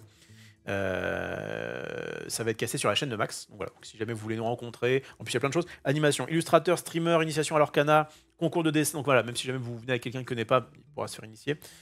Concours de dessin, marche aussi avec les enfants. Impression 3D, personnalisation d'objets, boutique, buvette, bref, il y a plein de choses à faire. Et il y a des side events aussi. C'est-à-dire que si jamais vous venez vous prenez, je sais pas, un petit hôtel dans le coin parce que vous venez de loin, et que vous êtes éliminé jour 1, enfin, en tout cas, ça ne sert à rien de continuer parce que... Alors c'est des rondes suisses, hein, donc ça veut dire que vous pouvez très bien continuer à jouer même si vous perdez. Mais si vous sentez que vous n'êtes pas qualifié pour le top 8, vous pouvez arrêter et faire des side events. C'est-à-dire qu'il y aura des petits tournois à côté, sympas, etc. Donc voilà, si vous aimez bien les gros tournois, eh bien venez. Même en fait, si vous avez jamais essayé, si c'est votre premier gros tournoi, en fait, ça vaut vraiment le coup. Parce que, notamment l'Orcana, qui est quand même, comme je le disais, très accessible, bah, ça peut être bien pour voir un peu l'ambiance des gros tournois. Et voilà, moi, en tout cas, ça fait partie des choses qui me hype de fou cette année, de me dire qu'on va, avec Max, essayer de se déplacer dans des tournois comme ça assez huge, pour y participer, pour caster, etc. Et moi, ça me plaît de fou parce que, du coup, j'aime bien quand mes activités sont dans un tout cohérent. Le fait que je prenne du temps là à vous expliquer les cartes, bah, ça m'aide aussi moi à me dire ah oui, dans telle édition il y a telle carte, ça forcément ça participe à ma connaissance du jeu et ça j'aime bien. Puis après, d'ailleurs je vais sûrement reprendre sur ma chaîne Twitch avant le tournoi. Je pense faire des sessions sur Pixelborn, donc qui est le jeu, le logiciel que vous pouvez installer pour pouvoir jouer à l'Orcana gratuitement. Et vous entraîner. C'est vraiment un truc qui m'a été bien utile. Je pense que je vais faire quelques sessions sur Twitch en live. Et qu'est-ce que je disais d'autre? Et ensuite, on finit donc et on fera des vidéos d'ailleurs. On fera sûrement, il y aura on va sûrement faire ça sur la chaîne Twitch de Max. Avant le tournoi, on fera une petite session de test avec, j'imagine, Marie. Je vais leur crafter des decks de cette édition, enfin avec des cartes de cette édition. Et on va essayer donc de jouer ensemble et je vais essayer de former un peu Marie Grandjeu et Max pour être un peu meilleur sur l'Orcana, et notamment Marie qui donc veut faire le tournoi et elle est super motivée. Et c'est ce qu'il faut le plus, de la motivation. Bref, et ensuite on fera un tournoi. Donc voilà, vraiment il y aura... Vous avez à chaque fois de l'ouverture de boîte d'ailleurs qui va être, comme je le disais sur la chaîne de Max, l'analyse des cartes sur ma chaîne, des games sur la chaîne de Max, donc retransmis sur sa chaîne YouTube le jour du dimanche bien sûr, notre chaîne, j'oserais dire notre chaîne YouTube, le jour du dimanche, et des games pour moi en tout cas en perso sur ma chaîne Rofelos sur Twitch et que je remettrai sûrement en replay sur YouTube, où je jouerai chez moi avec mon fond vert sur Pixelborn, et ensuite bah, on verra bien, est-ce que toutes ces... C'est un peu le but final, alors c'est accessoire, hein, même si jamais je fais pas une très bonne perf, c'est pas grave, hein, j'aurais quand même été très content de faire tout ça, mais en tout cas ça fait partie d'un des buts de plus de dire ah oui mais en plus il y a un gros tournoi derrière, et on va pouvoir se la donner. Et donc évidemment n'hésitez pas si vous avez venu à ce tournoi à nous faire un petit coucou et peut-être nous affronter, on verra si on a du temps pour ça. Quoi qu'il en soit, donc il y a ça, donc ça c'est le 9 et 10 mars, c'est à Vernon, et ensuite on a le 13 avril du côté de Disneyland Paris. Je sais plus où exactement, peut-être dans le même hôtel que la dernière fois, je sais pas, c'est l'Orcana Day 3. Tapez l'Orcana Day, Day comme le jour, 3, j'imagine que vous avez trouvé ça sur internet. Pareil, un gros tournoi qui sera sûrement cassé cette fois-ci par J, par notre bon ami Jiraya. Un peu comme on a fait la dernière fois, sauf que la dernière fois on était tous les 8, on était 8 influenceurs entre guillemets sur un tournoi différent du main event. Et j'ai insisté notamment, j'ai fait partie des gens qui insistaient pour dire la prochaine fois mettez-nous avec tout le monde et vous faites des feature tables, c'est-à-dire que vous nous appelez, hop, round 3, Rof et son adversaire, hop, vous venez à la feature table, quoi, donc à la table où on se filme. Et ça permet de voir un peu nos games, mais tout en étant le tournoi principal avec un enjeu, avec voilà, je veux du compétitif, je veux qu'on puisse réfléchir, je veux qu'on puisse voilà, que ce soit intéressant compétitivement. Revenons à nos moutons. Après donc cette mini spéléologue funky qui donc est décevante, on a Mickey Mouse, son copain, qui dit ce personnage gagne +1 en force pour chaque lieu que vous avez en jeu. Ah, voilà, alors franchement, en plus j'avais oublié qu'il y avait ça, mais effectivement, ça, si ça avait pu être ce genre de capada, ça aurait été vraiment bien mieux. +1 pour chaque lieu que vous avez en jeu, là ça commence un petit peu à compter. Le problème c'est que c'est que de la force. Si ça avait été du lore, ce serait peut-être pas mal, mais le fait que ce soit que de la force, en fait c'est quoi le maître étalon? Le maître étalon c'est une 4-3 pour 3 qui va chercher un de l'or, et encore, c'est des trucs communs, un peu, on va dire un peu middle quoi, vanilla. Donc je pense qu'il faudrait au moins, donc ça c'est pour qu'il arrive, on va dire à la norme d'une carte commune, il faudrait qu'il y ait au moins un lieu en jeu. Et c'est que vous avez vous en jeu, hein, donc ça compte pas ceux de l'adversaire. Donc pour qu'il soit un peu mieux que ça, il faut que vous ayez au moins 2 lieux, ça commence à faire pas mal. Hein. Et même comme ça, vous avez une 5-3, ouais, c'est bien gentil, mais enfin, ça n'accomplit pas grand-chose. Hein. Le fait qu'il n'y ait qu'un lore ici, c'est un petit peu dommage. Bref. Gulliver Glas. 3-5 pour 5. Chaque fois que ce personnage est envoyé à l'aventure et qu'il se trouve sur un lieu, vous pouvez choisir un personnage et lui infliger un dommage. 3-5 pour 5, c'est un peu cher. Après, 2 de l'or, c'est pas nul. Donc en fait, il a des stats qui sont, pour une commune, relativement correctes. En tout cas, vous pouvez jouer en format limité, je pense que c'est ok. Et si en plus vous allez sur un lieu, vous pouvez mettre une blessure à n'importe qui. Enfin, alors, vous pouvez choisir un personnage, ouais. Ça reste quand même un personnage, mais le fait que ce soit un personnage qui même soit pas incliné, c'est quand même pas mal. Voilà, donc dans un deck qui joue pas mal de lieux en scellé ou en draft, pourquoi pas? Oui, on en est là. Mais sinon, ça me semble peu jouable. John Silver, je vous parlais tout à l'heure de Mickey Mouse, en vrai, il se ressemble un petit peu. Puisque lui gagne plus 1 et résistance plus 1 pour chaque lieu que vous avez en jeu. Voilà, ça c'est une carte qu'on veut voir. Donc, clairement, on la préfère à Mickey. Mais bon, on s'en aura. Puisque non seulement elle va gagner plus 1 de l'or et pas plus 1 de force, c'est quand même plus intéressant d'avoir du lore dans ce jeu, la plupart du temps. Et en plus, résistance plus 1, on est content. Donc là, de base, c'est une 3-3 pour 3, qui l'aura 1, c'est pas bon. Même si vous avez un lieu et qui est pas obligé d'être dessus, là, ça se transforme en une 3-3 pour 3 qui l'aura 2, résistance plus 1. Et là, ça commence à devenir, déjà, rien qu'avec un lieu, ça devient bien, ça devient une bonne carte. Si en plus vous avez plus de lieux, ça devient évidemment vraiment très fort. Donc pas mal, et encore une fois, je pense que c'est... ouais, je pense que vous ouvrez ça en draft, en first pick, first pack, comme on dit, premier booster, vous avez un John Silver, et vous avez la rare d'après est pas ouf, et bref, il n'y a pas forcément mieux. Vous pouvez prendre lui et peut-être bâtir un truc autour. Mais voilà, ça vaut risques et profits, comme on dit dans Camelot, puisque si jamais il n'y a pas de lieu, ça reste quand même assez mauvais. Et puis si jamais vous avez fait exprès de choper des lieux pour le booster lui, mais que vous n'en avez pas au moment où il arrive en jeu, ou que vous n'en avez plus, ou que bref, c'est un peu la merde, bon ça sera un peu dommage, ou que vous le touchez pas, parce que ça reste quand même une carte parmi 40. Bon. Mais bon, on voit déjà que le gris est un petit peu plus intéressé par les lieux, notamment aussi par la carte de la planète au trésor, évidemment, ça vient du même dessin animé. Pour 3, c'est un lieu qui dit le prochain lieu que vous jouez durant ce tour vous coûte 1 de moins. Bon déjà, ça va, comme beaucoup de cartes, comme la lanterne, qui permettait d'accélérer de payer moins cher ces personnages. Là, ça permet de payer moins cher les lieux. Alors, la lanterne coûtait 2, là ça coûte 3, mais il est ancrable. Donc ça veut dire quand même à la fin de la partie, ou si on n'a plus de lieu, on peut très bien le mettre en encre. Et l'autre capacité, c'est de déplacer vos personnages sur des lieux vous coûte 1 de moins. Donc vraiment, si on mettons qu'on imagine... je pourrais peut-être faire ça pour le fun, j'allais dire, pour juste l'intérêt du deck building. Si je devais actuellement créer un jeu autour des lieux, donc un deck à thème lieu sur à partir de cette série 3 là, je pense que je ferais du gris, parce que j'ai un des lieux que je préfère, avec une bête rare pas mal, et un objet rare qui va justement plus payer moins. Et je pense que d'ailleurs il serait rouge et gris, puisque en rouge on avait le Gene Hawkins qui... voilà. Enfin, je pense qu'un deck à thème, la planète au trésor, basé sur les lieux, je pense pas que ça gagnera des tournois, mais je pense qu'en tout cas, dans cette série 3, je pense qu'on peut faire de mieux avec les lieux. Je le piffe, hein, ça vient de mes fesses, mais en tout cas, c'est là où il y a le plus de cartes qui ont l'air intéressantes avec les lieux. Et en fait, on en a fini avec les cartes qui sont cool avec les lieux, puisque les autres cartes qui restent en gris sont pas cool avec les lieux. On a par exemple l'Olympe, ce serait pas plutôt par là. Lorsqu'il défie un lieu durant votre tour, vos personnages gagnent plus 3 en force. Une carte qui me semble nulle à chier. Puisque ça ne fonctionne que si votre adversaire a des lieux, et c'est uniquement pour booster. Bon, bref, il n'y a rien qui va. J'aime vraiment pas ce genre de carte. Je vais pas passer 1000 ans dessus.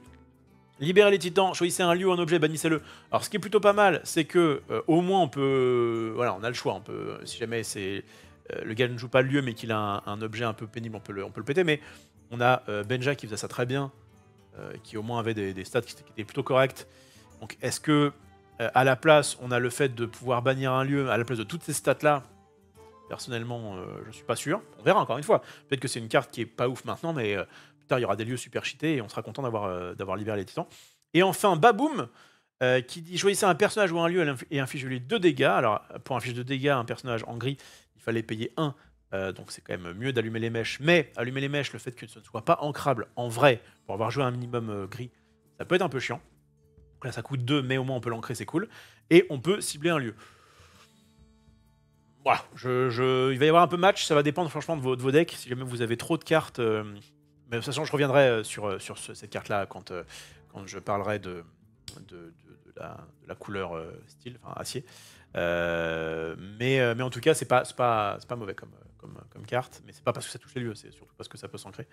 Et enfin, quand soudain sur 20 Zeus, pareil, j'en parlerai un peu plus tard, mais choisissez un personnage ou lieu, infligez-lui 5 dommages, c'est une chanson pour 4.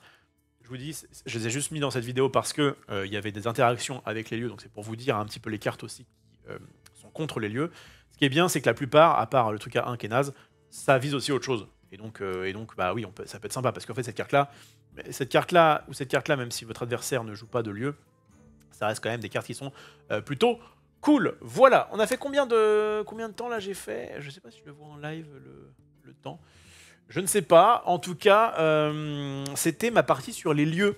J'espère que cette vidéo vous a plu. Vous voyez, j'ai essayé d'être à la fois exhaustif, c'est-à-dire que j'ai parlé de toutes les cartes où il y avait marqué lieu dessus. Il me semble, hein, j'espère que j'en ai pas oublié. J'ai ouvert 2 boîtes. Je me suis un peu renseigné sur les cartes qui me manquaient. Peut-être qu'il y a une rare un peu perdue qui parlait d'un lieu que je n'ai pas eu. Bon, bah, vous m'en excuserez. Mais en tout cas, j'ai essayé à la fois d'être exhaustif et à la fois d'être dynamique dans le sens où j'ai passé mon temps à parler de telle carte, de tel machin.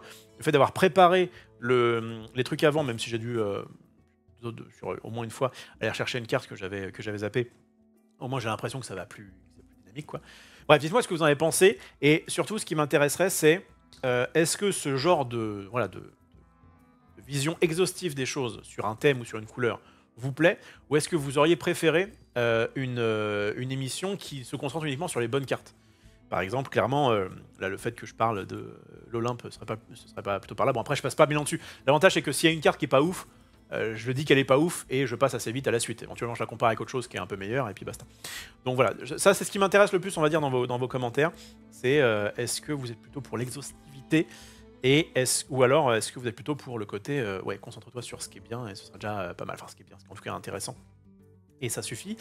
Et autre question que j'en profite pour vous poser, c'est est-ce qu'il y a des gens qui ont écouté cette vidéo en podcast, enfin, ou en tout cas en regardant quasiment pas, en 2 ou 3e écran, et est-ce que c'est une vidéo qui peut s'écouter facilement, ou quand même il y avait besoin de regarder, parce que de temps en temps je pensais à dire ah oui, il faudrait que je dise aussi qu'il y a ça, mais je crois que un peu intentionnellement, comme j'imagine que vous avez l'image, je vais pas... ouais, par exemple sur la dernière, je suis allé vachement vite, bon, parce que la dernière, et puis de toute façon, je sais que j'allais en reparler ailleurs. Mais est-ce que je devrais pas être un peu plus précisé? Ah oui, alors là, Milosac, il coûte 1, il est 2-2. Je l'ai fait pour la plupart. Il y a peut-être des cartes où j'ai juste dit, bon, bah ça fait à peu près ça. J'ai même pas dit le coup et c'était OK. Bref, voilà. J'attends en tout cas vos retours. Et puis évidemment, si jamais vous avez aimé la vidéo, un petit pouce, ça fait pas de mal. Un petit abonnement sur YouTube, c'est gratos, contrairement à Twitch. Et est-ce que ça vous va d'avoir ce genre de format offline et pas en live? Bon, ça à la limite, c'est surtout une question, je le disais, de côté pratique. On reçoit les cartes en avance. Si on veut que la vidéo sorte le premier moment où c'est possible. En fait, le truc, c'est que là, on est à Cannes, c'est ça aussi.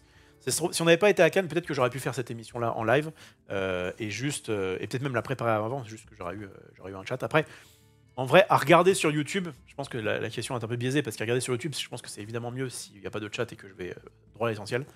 Que je dis pas ah salut et merci machin pour le sub, et ah oui au fait bidule, qu'est-ce qu'il me raconte, oh là, et Amadou qui dit une connerie, enfin voilà. Donc bon, je sais pas trop, mais en tout cas je voudrais tester ça et voilà. Donc je vous fais la même, bon peut-être que ce sera moins long, je sais pas trop, je me rends pas compte, je vis dans un autre univers, je sais même pas combien de temps fait cette vidéo, je dirais une petite heure. Ça reste quand même assez dense, mais voilà, au moins c'est découpé par couleur ou par thème, et du coup c'est peut-être plus simple comme ça à suivre.